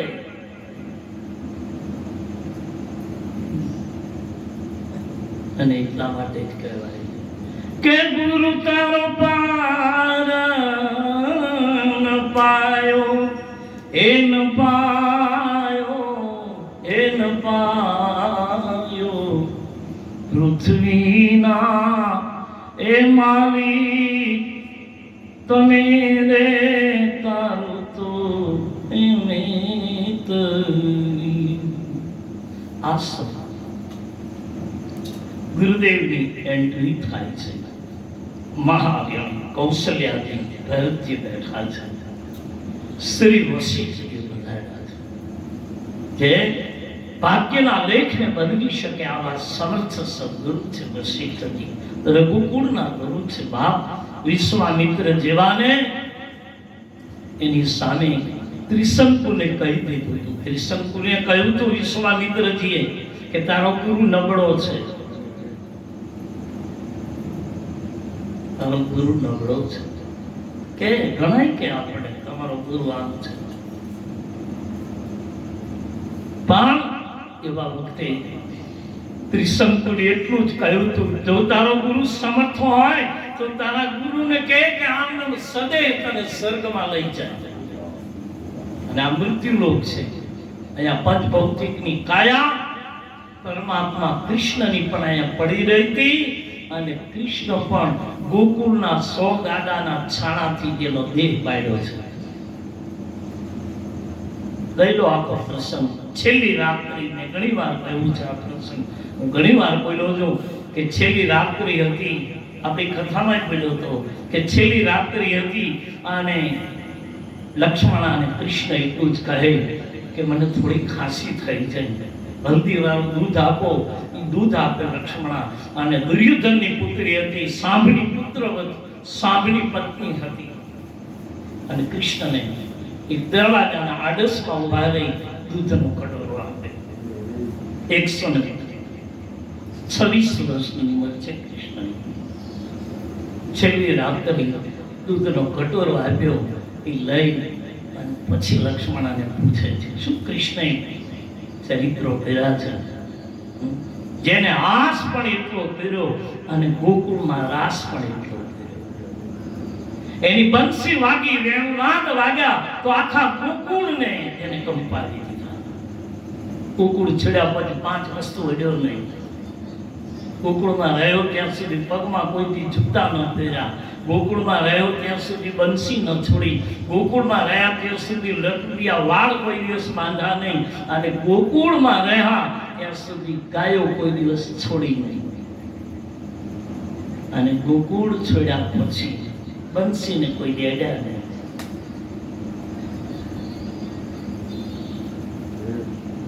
ગોકુળ છોડ્યા પછી 5 જન્મે ત્યારે કુરુક્ષેત્રના મેદાનમાં એને ફૂંક્યો તો અર્જુનને પણ કહેવું પડ્યું પિતામાં કે હે કૃષ્ણ, હે બાપ મધુસૂદન, આપ હવે મારા રથને એવી રીતે મધ્યમાં રાખો કે હું મારા તમામ વૃદ્ધોને જોઈ શકું. એ જ કૃષ્ણ 125 વર્ષની ઉંમરે છેલ્લી રાત્રિએ પોતાની પુત્રવધુ લક્ષ્મણાની સાથે જે વાર્તાલાપ કરે છે, દૂધનો કટોરો હાથમાં, પ્રશ્ન પૂછે છે, કૃષ્ણ બેટા લક્ષ્મણા, હા દાદા, બાપ મારે તને કંઈક પૂછવું છે. શું? કે બેટા તું દુર્યોધનની પુત્રી છો, જિંદગી વહી ગઈ બાપ મારી, છતાં તે મને ક્યારે દુર્યોધન વિશે પૂછ્યું નહીં કે આવડા મોટા યુદ્ધમાં તમે મારા પિતાને સામા પક્ષે રહ્યા? ભગવાન તો સામા પક્ષે હતા, પાંડવ પક્ષમાં હતા. દુર્યોધન વેવાય છે છતાં ત્યાં નથી રહ્યા. ક્યારેય ફરિયાદ ન કરી. અને લક્ષ્મણાએ જવાબ આપતા એટલું જ કહ્યું કે દાદા મને માફ કરજો. શું? કે બાપનું આંગણું છોડી અને બાપ જ્યારે પોતાના હાથે કન્યાદાન કરી અને જે ભાગ્યના સિંદૂરને સમર્પિત કરી દે છે, પછી મારો કોઈ અધિકાર રહેતો નથી મારા પિતા પક્ષમાં બોલવાનો. નહીં, હું ન બોલી શકું.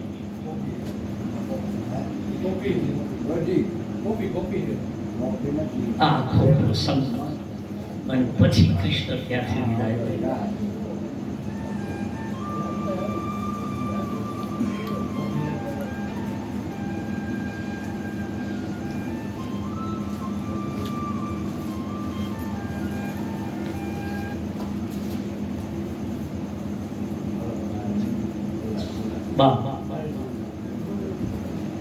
ટૂંકમાં કેવું છે, શ્રી ગુરુદેવ પ્રભાવે જેની એન્ટ્રી થાય છે,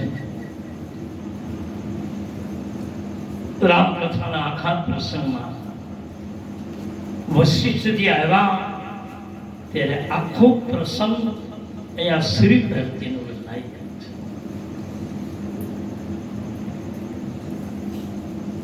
સુનવું ભરે તે ભાવિ પ્રબલ કયું મુનિનાથા. સુનવું ભરતે ભાવિ પ્રબલ એ મુનિનાથા.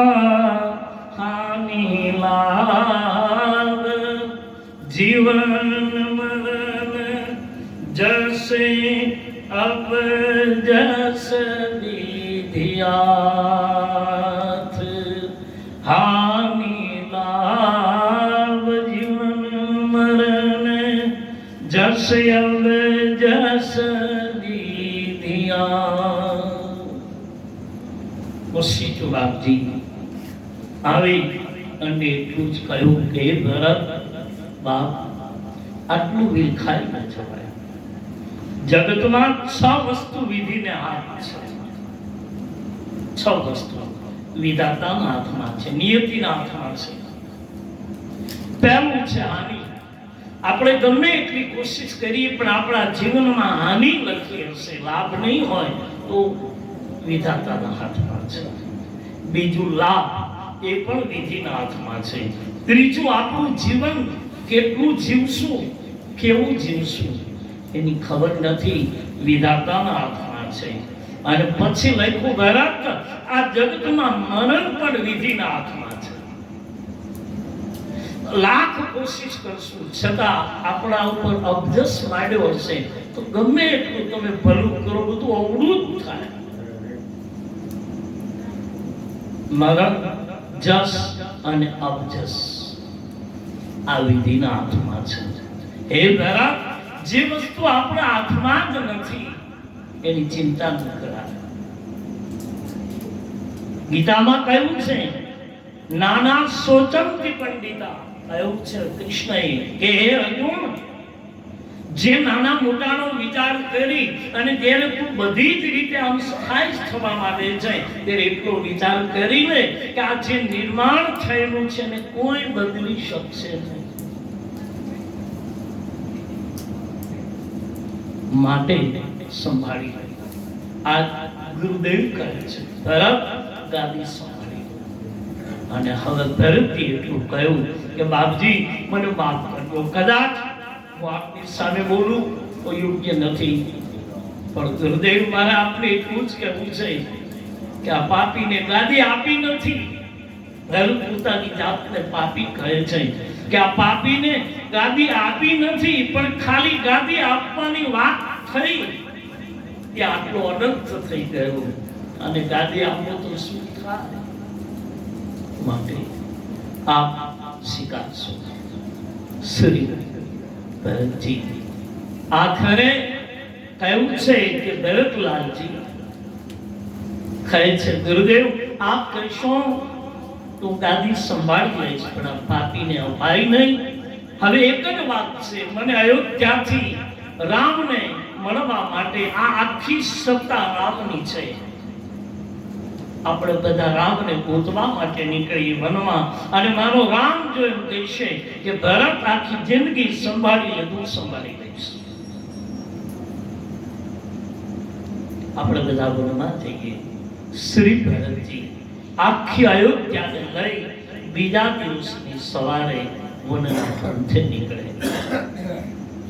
રાજકાજની તમામ સામગ્રી લઈ શ્રી ભરતજી અયોધ્યાથી ચિત્રકૂટ આવે છે. અને ચિત્રકૂટ આવતા રસ્તામાં ભરતજી પહેલો મુકામ શૃંગવેરપુર રહ્યો. શૃંગવેરપુરમાં નિષાદપતિ રાજા ગૃહને ત્યાં એક રાત્રિ રોકાયા, અને ગૃહ રાજાએ જે રાત્રિએ ભરતજી સાથે બેઠા છે. અને ભરતને પૂછે છે, ભરત ગૃહ મને બતાવો ને મારો રાઘવ, એક રાત્રિ રોકાયા તો ક્યાં રોકાયા અને સ્થાન મને બતાવો. અને જે જગ્યાએ પ્રભુ રાત્રિ રોકાયા એ સ્થાન બતાવ્યું. એ સ્થાનને જોઈ ભરતજી રડી પડ્યા હતા. કારણ કે ભગવાન પથ્થરના ઓશિકા કરી સુતાતા, દર્ભની પથારી પર સુતાતા, પાત્રના કોણામાં પાણી લઈ લીધેલું. આ બધું જોઈ ભરતજીને બહુ પીડા થઈ.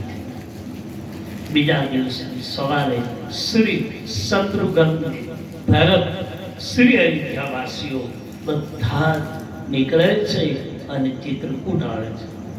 ચિત્રકૂટમાં રોકાણા શ્રી ભરતજી, અને લખે છે કે રોકાણા પછી શ્રી ભરતજી એવો નિર્ણય કરે છે કે હવે ગાદી માટે શું કરવું. રામ પણ ભરતને એમ કહે કે બાપ ભરત, પિતાનું વચન હું પાળી શકું અને તમે પાળી શકો એટલા માટે મને મદદ કરે. અને એવા વખતે ભરતજી બોલે છે, મોટા ભાઈ મને માફ કરજો, તમે કહેશો તો અયોધ્યાની ગાદી હું સંભાળી લઈશ, મને એને ચિંતા નથી. પણ મારે એક વાત કરવી છે કે પ્રભુ આ ગાદી આપ સંભાળો. ના પાડે છે ભગવાન રામ, ભરત પિતાનું વચન હું પાળી શકું અને તું પાડે એટલા માટે ભરતજીને જ્યારે રામ મળે છે ત્યારે સ્પષ્ટ લખાયું છે કે ભરતજી 4 વસ્તુ છોડીને આવ્યા હતા અને 4 વસ્તુ છોડીને ભગવાનને મળવા ગયા છે. આપણા બધાને આ 4 વસ્તુ જોઈ છે. ધર્મ જોઈ છે, આપણે અર્થ જોઈ છે. ધર્મ, અર્થ, કામ અને મોક્ષ, આ 4 વસ્તુ આપણે જોઈ છે. અને ભરતજી ત્રિવેણીને કિનારે આ 4 વસ્તુ છોડી દે છે કે મારો ધર્મ ન જોઈએ, કે જે મને મારા રામથી વિખૂટો પાડે તેવો મારો ધર્મ નથી જોઈતો. અને ભરતજી તો બોલ્યા છે, પણ લક્ષ્મણજી તો શૃંગવીરપુરના પાદરમાં કરી બતાવ્યું છે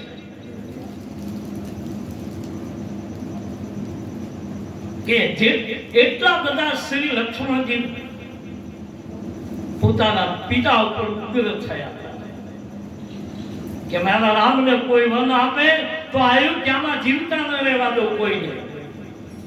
આ લક્ષ્મણજીનો હુંકાર હતો. લક્ષ્મણે કહ્યું હતું કે મોટા ભાઈ, આ ભરત આવે છે, જો ચતુરંગી સેના લઈને આવતો હોય તો એ ભરતને ખબર નથી કે આપણે અયોધ્યામાં નથી, વનમાં છીએ.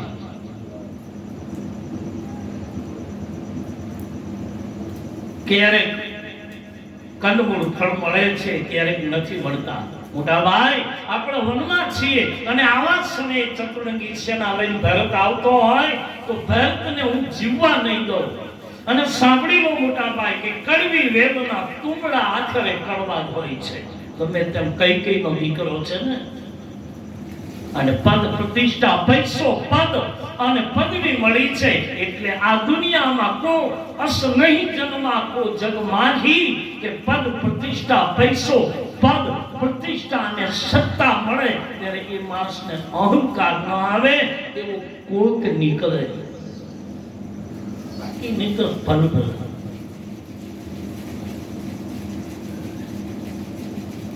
કાંઈ ન હોય ત્યારે વાત જુદી છે, પણ પદ મળ્યું, પ્રતિષ્ઠા મળી, પૈસો મળ્યો અને જ્યારે પ્રતિભા મળે ત્યારે ભરભરાને અહંકાર આવે છે. સમર્થ કો નહીં દોષ નસાઈ, એવો કોણ સમર્થ છે? આ ભરતને સત્તા મળી એટલે અહંકાર આવ્યો, નહીતર ચતુરંગી સેના લઈને આવે એને ખબર નથી કે આપણે વનમાં છીએ.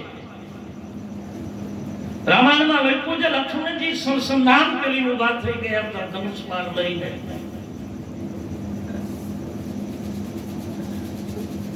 ભગવાન જે જવાબ લક્ષ્મણને જે ઠપકો આપે છે, આ બધું શીખવા જેવું છે. આજની યુવા પેઢીને શીખવા જેવું છે. માણસ તો પ્રાસંગિક છે કાયમના માટે. રામચરિત માનસ પ્રાસંગિક છે. ભગવાન રામે લક્ષ્મણને એમ કહ્યું કે લક્ષ્મણ, હરિયર ઘેર ન હોય જેના ફળિયામાં કુંજર ફળે એને વયુની વાતો ન હોય કેહરી બચાને કાગડા. લક્ષ્મણ, તું જે બોલ્યો તે યોગ્ય છે. આનો અર્થ એ થયો ને કે ભરતના લક્ષ્મણના પક્ષમાં રામ ગયા. તો ક્યાં ગયું રામનો ભરત સાથેનો પ્રેમ? પણ હવે જુઓ, લક્ષ્મણ બોલ્યો બરાબર છે કે પદ મળે, પ્રતિષ્ઠા મળે, પ્રતિભા મળે અને માણસને અહંકાર ન આવે તો કોઈ જન્મ આ જગમાં આ જગતમાં એવો કોણ જન્મો છે? અને જો એવો જન્મે તો એ તો બીજો રઘુરાય કહેવાય, બીજો રાઘવ કહેવાય, બીજો રામ કહેવાય, બીજો કૃષ્ણ કહેવાય. કોણ છે જગતમાં? લક્ષ્મણ, તારી વાત સાચી છે બાપ, પણ ભરતને આ લાગુ ન પડે. બોલે કેમ? લક્ષ્મણ, સાંભળી લે, તું બોલ્યો એમાં હું સહમત છું, આ થાય જ, પણ ભરતને આ તું બોલ્યો એ લાગુ નથી પડતું. બોલે કેમ? કે હે લક્ષ્મણ, જેને 4 પ્રકારની સભા જોઈ છે અને કોઈ દિવસ અહંકાર નહીં આવે. 4 પ્રકારની સભા. 1, જેને સંતની સભામાં બેઠો છે એને અભિમાન નહીં આવે. જેને સંતની સભા નથી દેખી, જેને સાધુનો સંગ નથી. સાધુ સંગથી પાય. આ પ્રશ્ન તરત ઉઠે કે સાધુ કેવો કોણ? ધોતી પહેલે એટલે સાધુ, કથા કરવા માંડે એટલે સાધુ કોને કે? સાધુ કોણ? ચાલ પછી એને પેન્ટ પહેરવું હોય, કોઈ પણ જાતિ જ્ઞાતિમાં કંઈ પણ જોવાનું નથી. આપણા ઘરમાં કોઈ સાધુ પુરુષ ફરતો હોય આપણને ખબર નથી. એક સાધુનું પહેલું લક્ષણ છે, એના ઉપર ગમે એટલી વીતી જાય છતાં સહન કરી લે, એનું નામ સાધુ. સહી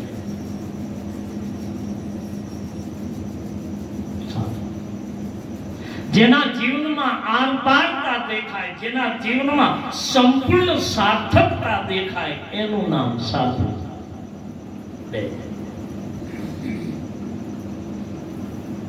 જેનું સેવ્ય પણ એક જ હોય ને જેનું દિવ્ય પણ એક જ હોય, એનું નામ સાધુ. આના ઘણા અર્થો પછી કરી શકાય.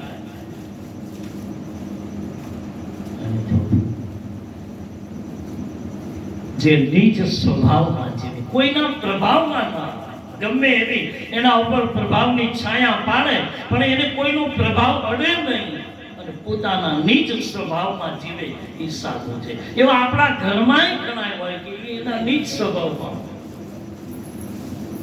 આખા પરિવારથી કંઈક જુદું જીવન જીવતો હોય માણસ, નીચ સ્વભાવ હોય.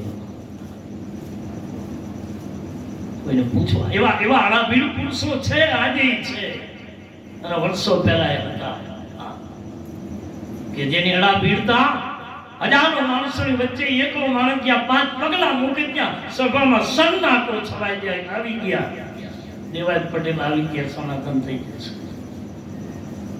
આવી વસ્તુ આજે છે, બધી ઘટના છે સુરતની ધરતીની. મેં ઘણી વાર કહી છે કે એક ગામમાં મરણ થયેલું અને દેવાંગી પુરુષને પેલું થઈ ગયા પછી લોકો જે આપણી રીત રિવાજ પ્રમાણે બધા લોકગીત આવે છે, ગામના મંદિરમાં બેઠા છે, એમાં એક પછી 2-5 જણા ઘરના માણસને તકલીફ ન પડે એટલા માટે આવેલા બધા જ માણસોમાંથી કોઈ 5, કોઈ 10, 2-5 જણા સૌ પોતાના ઘરે બપોરનો પ્રસાદ લેવા માટે લઈ જાય છે.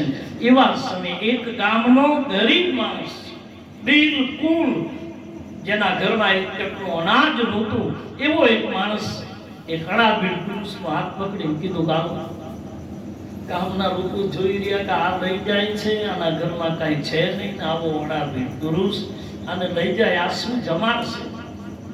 રોકાય તો નહીં, અપમાનિત તો કોઈ કરાય નહીં. એ માણસ લઈને ગયો, ઘરે ગયો, ઘરની દેવીમાં પગ મૂક્યો અને એની ત્યાં બધી જોયું, ત્યાં ગાયો માણસ સમજી ગયો આના ઘરમાં કાંઈ છે ને, આનો ભાવ મને ખેંચી આવ્યો છે, આનો ભાવ મને અહીં સુધી લાવ્યો છે.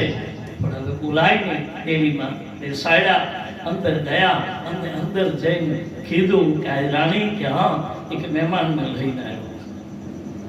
આંખમાં આંસુ પડી ગયા. હા, ખબર તો છે તમને, આપણા ઘરમાં કાંઈ નહોતું, તમે આવા પુરુષને લઈને આવ્યા. પછી અહીં વાત રહ્યું, બધા લઈને જતા હતા એટલે મને પણ એમ થયું કે હું લઈને જાઉં અને એટલા માટે હું લાવ્યો છું. કોઈ વાત દેવીમાં બેઠા છે મહેમાન, અંદર બોલાવી તૂટો ફૂટો ચાકરો પાથરી કીધું બોલાવો મહેમાન. બોલાવ્યા છે મહેમાનને, બેસાડ્યા, હતું નહીં ઘરમાં કાંઈ. પછી અંદરથી 2 મીઠાના 5 કણ લાવી પિત્તળની કસાની દાસરીમાં મૂકી, પાણીનો ત્રાંબાનો લોટો મૂકી, છેડો પાથરી પગે લાગીને બેસ જતા. દીકરી વહી કરી અને આ માણસ સમજી ગયો કે આના ઘરમાં કાંઈ નથી, પણ આનો ભાવ, આનો પ્રેમ. એક મીઠાનો કણ મૂકતા ગયા, પીતા ગયા પાણી. 5 કણ મીઠાના ખાઈને કીધું, હાલો બાપ હવે આપણે મંદિરે જાય. આવે છે પણ પેલો માણસ એના પગ કંપે છે, કેમ જવાનું ભેડું? ત્યાં કદાચ મને ખુલ્લો પાડશે, પણ ડાયો માણસ હતો બાપ. આવ્યા ગામના મંદિર ઉપર આવી બેઠા, 2-5 મિનિટ બેઠા એટલે આવેલા આડાપીડ પુરુષે આવી એમ કહ્યું, બાપા અજુગતી ઘટના ઘટી છે, આમાં હું કઈ સારું બોલું તો સારું નહીં લાગે, પણ હવે મારું હયું હાથમાં રહેતું નથી, એટલે હવે મારે એક વાત કરવી છે, તો ડાયરો સૌ સાંભળવા માંગતા હોય તો. મોટો માણસ કોઈ આડું બોલી શકે નહીં. અને આ માણસે કહ્યું કે આ જે માણસની હું ઓળખતો નથી, આ તમારા ગામનો માણસ છે, હું ઓળખતો નથી, પણ જે માણસની ઘરે હું જમવા ગયો હતો એ જમીન આવ્યો, એ માણસના દીકરાને મારે મારી દીકરી આપવી છે. આખો ડાયરો આવો આપણી ભાષામાં કહું તો હમહમી ગયો. ક્યાં ખબર છે આખા ગામને કાને? ક્યાં બાપા? નજીકના માણસો કીધું, પણ પટેલ તમે આને ઓળખો? હા, મારે કોઈ પરિચય જોતો નથી, હું ઓળખું છું, એના ઘરે રોટલો ખાઈને આવ્યો છું, પછી મારે પરિચયની જરૂર શું છે? મારા પણ સાવ જે અંગત હતા એને બાવડું પકડીને એક બાજુ લઈ જઈને કીધું, પણ આ માણસની ઘરે કે મને બધી ખબર છે, કે તો કે મને ખબર છે કે એના ઘરમાં 1 ટકનું અનાજ નથી, પણ મારે મારી દીકરી આપી અને 100 ગાડા દાઈજો આપી, કરિયાવર આપી, અને હું તો શ્રીમંત છું, પણ 100 ગાડા કરિયાવર આપી મારા નાતના એક માણસને મારે મારા જેવો બનાવવો છે, અને એટલા માટે મારે આપવું છે. આ છે આપણી ખુમારી, આ છે આપણી મારી અને તમારી વીરતા, અમીરતા, ધીરતા અને કહેવાતી શાસ્ત્રની સ્થિરતા. માણસ સ્થિર નથી રહી શકે, વીરતા ગુમાવે છે. કહ્યું છે બાપ શ્રી ભરતજી એટલું જ કહ્યું કે મોટા ભાઈ, હવે હું ગાદી તમારા કહેવાના વચનથી હું સંભાળી દઉં, પણ મારો માયલો ના પાડે છે, હું જીવી લઈશ. એવા વખતે શ્રી ભરતજી છેલ્લે આધાર માંગે છે કે મને આધાર આપો, આધાર વિના હું જીવી નહીં શકું. અને આધાર માંગ્યો ત્યારે ભરતજીને ભગવાને પાદુકા આપી. એ પાદુકા ભરતે માંગી નહોતી કે મને પાદુકા આપો, પણ પાદુકા રામજી એટલા માટે આપી છે કે પાદુકા આપણા શરીરનો આધાર છે. મકાનનો પાયો એ ગુપ્ત છે, દેખાય છે રંગ રોગા ઉપરથી, પણ જો પાયો મજબૂત હશે તો એ સ્થિર રહી શકશે. એટલે ભરતજી પાદુકા નહોતી માંગી, એને તો એટલું જ કહ્યું હતું, પ્રભુ મને કંઈક આધાર આપો. અને આધારમાં ભગવાને પાદુકા આપી. અને આખા નામચરિત માનસમાં પાદુકાનો ઉલ્લેખ અહીંથી શરૂ થાય છે. અત્યાર સુધી પાદુકાની વાત નહોતી આવી, તો આ પાદુકા વનમાં આવી ક્યાંથી? આ એક બહુ મોટો પ્રશ્ન છે કે રામ ખુલ્લા પગે આવ્યા, રામાયણમાં ચર્ચા છે. ભરતજી ખુલ્લા પગે આવ્યા, તો પછી પાદુકા આવી ક્યાંથી? કોણ લાગ્યું પાદુકા? ભગવાને પ્રગટ કરી નહીં બાપ. પાદુકાની બહુ પુરાણમાં કથા આપણે ત્યાં લગાઈ જાય, મારા ગુરુદેવના મુખે મેં સાંભળી છે કે પાદુકા પૃથ્વી રાજાના વખતની આવી છે. અદ્ભુત વર્ણન જે મારા ગુરુદેવની પાસે મેં સાંભળ્યું છે. આ સત્સંગને ભગત હવે આવ્યા છો કેમ ભાઈ? ઉતાવળ નથી ને? વાંધો નહીં ને? 10-15 મિનિટ સમય થઈ ગયો. ના ના ભગત હવે આવ્યા, આપણે સીધી ધૂમ ક્યાં બોલતા? ના ના હવે અમારે તો ના ના.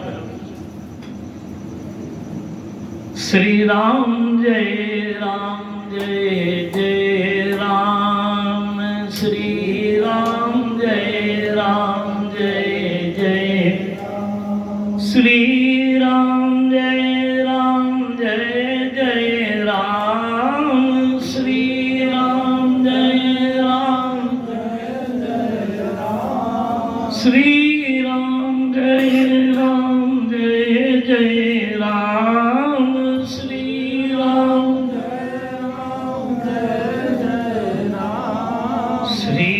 રામ જય રામ જય જય રામ શ્રી રામ જય રામ જય રામ શ્રી રામ જય રામ જય જય રામ શ્રી રામ જય રામ જય શ્રી રામ જય રામ જય જય રામ શ્રી રામ શ્રી રામ જય રામ જય જય રામ શ્રી રામ જય ચતુરાઈ ચૂલે પડીને ધીક પડ્યો આચાર. આપણે જે આચાર ને વિચાર ને જે શુદ્ધિકરણની જે આપણે વાતો કરીએ છીએ કે આ તો સ્નાન નથી કર્યું, આ તો આમ છે, આ જે વાત છે. ચતુરાઈ ચૂલે પડીને ધીક પડ્યો આચાર, તુલસી હરિ ભક્તિ વિનુ ચારો વર્ણ ચમાર. તુલસીદાસજી લગે કે હાડ માસનો આ દેહ જો હરિ ન ભજે તો એ કેવલ હાડ માસનું પિંજર છે. નહીં કહેતા શ્રી ભરત છો બુડો સોરામ બળાઈ તુલસી હરિ વિનુ ચાણો વર્ણ ચમાન સર્વ રીકા બેદી પુરાણ પડાઈ સર્વ રીકા બેદી પુરાણ પડાઈ. કારણ પ્રેમ સહિત પ્રભુ ખાતે.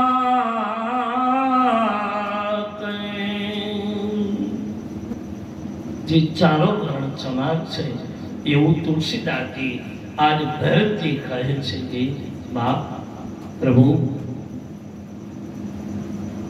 ગુરુની વાતનો સ્વીકાર કરવો જોઈએ. બેટા ભરત તમે સ્વીકારી લો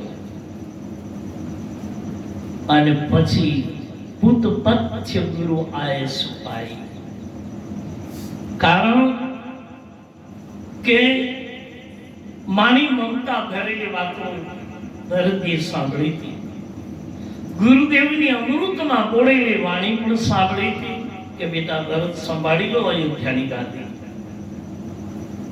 આ બાજુ ભગવાન રામ પણ એવું બોલ્યા હતા કે ભરત બેટા પિતાનું વચન હું પાડી શકું એની મને મદદ કરો. ભાઈ ભરત તું જો નહીં મદદ કરે તો પિતાનું વચન પાડી નહીં શકે. અને શ્રી ભરતજી એટલું જ બોલ્યા હતા કે આપ મને કહેશો તો 14 વર્ષ નહીં મોટા ભાઈ આખી જિંદગી અયોધ્યાની ગાદી સંભાળીશ, પણ જો તમે મને અયોધ્યા પાછા આવી મને સોંપશો હું સંભાળી લઈશ. ભરતનું આત્મનિવેદન સાંભળી ભગવાન સમજી ગયા. ભરતજી ઘણું રોકાણા, પાદુકાની માંગણી કરી. શ્રી ભરતજી પ્રભુની આપેલી ક્ષણ પાદુકા લઈ શ્રીધામ અયોધ્યા પહોંચે. ટૂંકમાં કહું છું અયોધ્યામાં ભરતજી આવ્યા. અયોધ્યાની ગાદી ઉપર શ્રી ભરતજીએ પ્રભુની પાદુકાને રાખી છે. પાદુકાના ઓશિષ્ટ રામાયણમાં ઘણા અર્થો છે. ભરતજીને પૂછ્યું કે આ પાદુકામાં તમને શું દેખાય? તો ભરત એમ કહ્યું કે મારા માટે રામે અવતાર લીધો પાદુકા. અયોધ્યાવાસીઓને પૂછ્યું તો એણે એમ કહ્યું કે અમારી અયોધ્યાના રક્ષણ માટે બે ચોકીદાર મોકલા ભગવાને. સ્વીકાર કર્યો. અને પછી માં કૌશલ્યાને પૂછ્યું તો એણે એમ કહ્યું કે મારો રાઘવ પાદુકાનો અવતાર લઈને આવ્યો છે. આવી પાદુકા શ્રી ભરતજી સંભાળી પાદુકાનું ત્યાં સ્થાપન થયું. ઘણો સમય વીતો અને પછી દુબળું થતું ભરતનું શરીર જોઈ અને ભગવાન જનેતા કૌશલ્યા પૂછે, બેટા ભરત, કઈ જવાબ નથી આપતા. ગુરુદેવ પાસે જાય છે. ગુરુદેવને કહ્યું છે, ગુરુદેવ મને રાત્રે ઊંઘ નથી આવતી. બેટા ભરત, ક્યાં સુધી 14 વર્ષ પૂરા કરવા ગયા. એ વખતે કહ્યું, ગુરુદેવ આપ તો આદેશ આપો તો અયોધ્યામાં નહીં, મારો રામ તો ધરતી ઉપર રહે તો ધરતીમાં ખાડો ખોદીને રહું. ગુરુદેવ કહ્યું, બેટા હું સમજુ છું ઘર તમને નથી ગમતું, પણ જાઓ બેટા, હું તો રજા આપી દઈશ, પણ માં કૌશલ્યા માં પાસે જજે. અને જો માં નું દિલ દુભાયું તો ભક્તિ સફળ નહીં થાય. જાઓ. માં પાસે આવે, માની રજા માંગે. માં સમજી ગયા ભરતને જીતો રાખવો હોય તો રજા આપવી પડશે. શ્રી ભરતજી નંદીગ્રામ આવે, ધરતીમાં ખાડો ખોદી અને શ્રી ભરતજી રહે છે. પણ આવા વખતે મૌન પાત્ર જે ઉર્મિલા અને શત્રુઘ્ન ક્યાંય બોલ્યા નથી, એને તુલસી અન્ય ગ્રંથમાં બોલાવે છે અને શત્રુઘ્નજી એવા વખતે બોલ્યા છે. રામાયણમાં લખ્યું નથી, અન્ય ગ્રંથોમાં છે કે જેમાં શત્રુઘ્નજી બોલે છે. અને એટલું જ બોલ્યા હતા શત્રુઘ્ન કે માં, મારો તો ક્યાં બોલવાનો સમય નથી, પણ છતાંય હવે આજ બોલું છું. શું કે માં, મારા પિતાજી સ્વર્ગમાં ગયા, મોટા ભાઈ વનમાં છે. હવે ભરત ભૈયા પણ અયોધ્યા છોડી નંદીગ્રામ જવાની વાત કરે છે.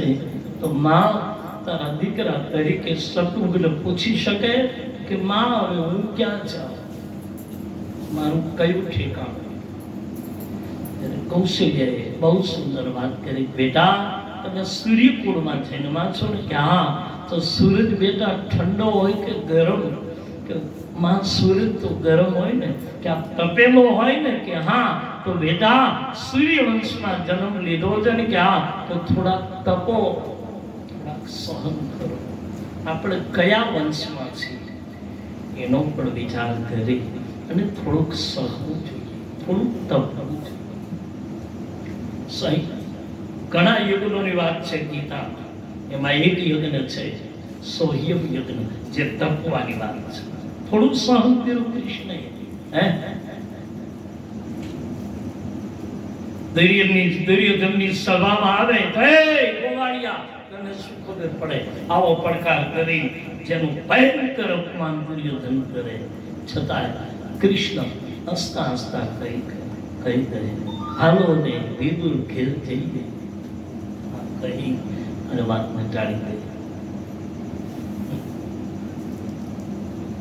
દ્રૌપદી જે તૃષ્ણા માની સદૈવની સાથે રહી હતી, પણ છતાંય 5 દીકરાના મરણ પછી જે દ્રૌપદી બોલ્યા છે, જોઈ લો કે દ્રૌપદી આવી કૃષ્ણને કહ્યું કે ગોપાલ, આ મારા 5 પાંડવોને બચાવવામાં તમે આટલી મહેનત કરી, આ મારા સુતેલા 5 બાળકોને તમે બચાવી ન શક્યા.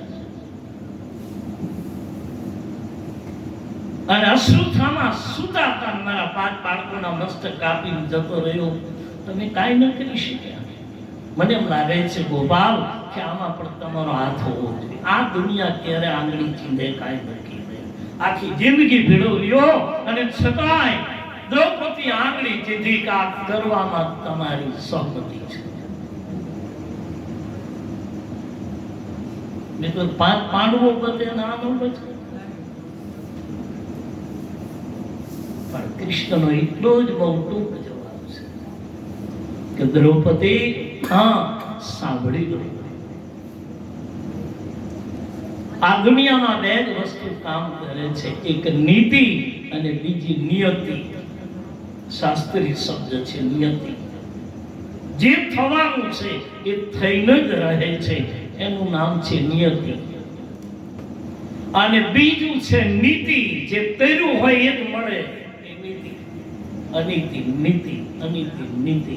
નીતિ કરી છે નીતિ મળશે, અનીતિ કરી છે એ મળશે. અને એક બીજું છે નિયતિ, જે થવાનું જ છે. પછી તમે એટલે ઘણા એમ કહે અને આખી જિંદગી કાંઈ નથી કર્યું તો આટલો દુઃખી કેમ? નિયતિ નિયતિ નિયતિ. આવી નથી. છતાંય કૃષ્ણએ પૂછ્યું કે તો પછી હજી કેમ પીડા છે? કે પીડા એટલી જ છે કે સુતા હતા માયરા એની મને પીડા છે. મારા દીકરા જાગતા હોત અને અશ્વત્થામા માયરા હોત તો ચિંતા નહોતી. એટલે કહ્યું કૃષ્ણએ કે શું ફરક પડતા, તો છોકરા હતા, શું કરી શકે? અશ્વત્થામાના બાળકો કરી શું શકે? 2-5 વર્ષના શું કરી શકે? કે બીજી ચિંતા નહોતી. ગોવિંદ શું કે કદાચ જાગતા હોત ને મર્યા હોત તો મારા દીકરા ઉપર મને ભરોસો હતો કે કૃષ્ણ તારું નામ લેતા લેતા મર્યા હોત. અને તારું જો નામ લઈને ગયા હોત તો કનૈયા તું રખીને મોરી લાજ, હું પાચાલી તું વ્રજવાસી, તારે મારે નેણે નાતો નહીં, કનૈયા તું રખી લે મોરી લાજ, હું પાચાલી તું વ્રજવાસી. ટૂંકમાં આવી હરિચરિત્રની કથાઓ સુંદર રીતે મને અવસર મળ્યો બાપાની પાછળ ગાવાનું. એટલે રાજી થાઉં છું બાપ, કારણ કે અમારી પરંપરામાં જાઓ તો અમારા પૂર્વજોના સેવક હતા એવી ભાવના સાથે મારા મનમાં પણ એ ઈચ્છા હતી. એમની પણ પૂરી થઈ, મારી પણ પૂરી થઈ. ભાવથી પ્રેમથી શ્રી ભરતી અયોધ્યામાં આ રીતે બહુ સુંદર વિવરણો છે. અન્ય ગ્રંથોમાં રામચરિત માનસમાં આમ જુઓ તો એક રામ હતા, વનમાં ગયા, સીતાનું હરણ થયું. પણ આધ્યાત્મિક દ્રષ્ટિથી જે કથા ગુરુમુખે જે કહેવાય છે એ કંઈક જુદી જ છે. રામકથા કેવળ રામકથા નથી, અંદર આધ્યાત્મિક ઘણા જ પ્રકારના પ્રસંગો જે પડ્યા છે, જે પ્રસંગોને સદગુરુના મુખે આપણને સાંભળવા મળે છે, સત્પુરુષના મોઢે મળે. શાસ્ત્રોમાંય નથી. આપણે તે તો એવું પ્રમાણ આવ્યું છે કે સંતનું હૃદય જ પ્રમાણપત્ર છે. કવિઓ એમ લખે છે કે કવિનો પહેલો શબ્દ જ્યારે પ્રગટે ને ત્યારે ઈશ્વરનું અવતરણ હોય છે એના શબ્દમાં, પછી બીજા જોડકડા જોડે એના પોતાના, પણ પહેલો શબ્દ જે નીકળે છે એનો અવતાર હોય છે. જેને ભગવાન કૃષ્ણ ગીતામાં શબ્દ અવતાર કરે છે કે અર્જુન હું શાબ્દિક અવતાર લઉં છું, અને ગીતાના શબ્દો આજે હું નાસા ગોતી રહ્યું છે કે અવકાશમાં જે શબ્દ બ્રહ્મ છે અને બ્રહ્મ અવકાશમાં જેનો ગ્રહણ થાય છે, તો આજનું વિજ્ઞાન ગોતી રહ્યું છે, વેલા મોડું ગોતશે વિજ્ઞાન કે કદાચ કૃષ્ણની બોલાયેલી વાણી અવકાશમાંથી કરી શકે. આપણને ખબર નથી, પણ બને આજના યુગ માટે કઈ કહેવાય નહીં, પણ થઈ શકે. આજના સત્સંગને, આજના રામકથાને, જે કાંઈ ગવાણી બોલાણી વાણી એ દિવંગત પરમાત્માની સાથે જોડાયેલા એવા આત્મા શ્રી ગગુ બાપા, ગગુભાઈ જે કહું તે એના આત્માને આ જે કંઈ કહેવાયું એને અર્પણ કરું છું. અને મારે પાણીને વિરામ આપું છું. પણ 2 મિનિટ હરિનામ સંકીર્તન, કારણ કે આખીરે એ મહિનામ રામ રઘુવર ઉદારા એવું તુલસીનું મંતવ્ય છે કે એ મહિનામ રામ રઘુવર ઉદારા. નામથી મોટું કોઈ છે. કળિયુગમાં બધું જ કરતા. એટલે તો કૃષ્ણને પૂછવામાં આવ્યું હતું ભાગવતજીમાં કે આ શરીરમાં એવી કઈ વસ્તુ છે ગોવિંદ કે જે શરીરને માટે સદૈવ ઉપયોગી છે? ત્યારે કૃષ્ણ બોલ્યા હતા જીભ. આખા શરીરને બુઢાપો આવશે પણ જીભને બુઢાપો નહીં આવે. ખાટલામાં પડ્યો ત્રીજા ઘરે સંભળાય બોલે, જીભને બુઢાપો નથી આવ્યો. કારણ કે ભગવાને જો તને નામ લેવા માટેની છૂટ આપી હોય તો ભગવાન કહે એક શરીરમાં તને એવું અંગ આપું કે જે અંગ અંત સુધી જીવિત રહે અને સુરક્ષિત રહે. છેલ્લે સુધી માણસ નામ જપી શકે. જીહવા અવિશ્વા કહી અને ભાગવતજીમાં આખો એનો ઉલ્લેખ છે. સુખદેવજી મહારાજ રાજા પરીક્ષિત કે નામ સંકીર્તનનું વર્ણન મને જે કહો એ બાબતથી બહુ સ્પષ્ટતા વર્ણન છે. આજની કથાને આજના સત્સંગને વિરામ આપું. 2 મિનિટ હવે પહેલા હું બોલું અને પછી આપણે સૌ સાથે બોલી બાપાને નામ કર્મના સંસ્કાર સાથે બાપાને નામ સમર્પિત કરીએ ભાવથી. બોલી હનુમાનજી મહારાજની. હે હરે રામ રામ રામ સીતા રામ રામ રામ હરે રામ રામ રામ સીતા રામ રામ રામ હરે રામ રામ રામ સીતા રામ રામ રામ હરે રામ રામ રામ સીતા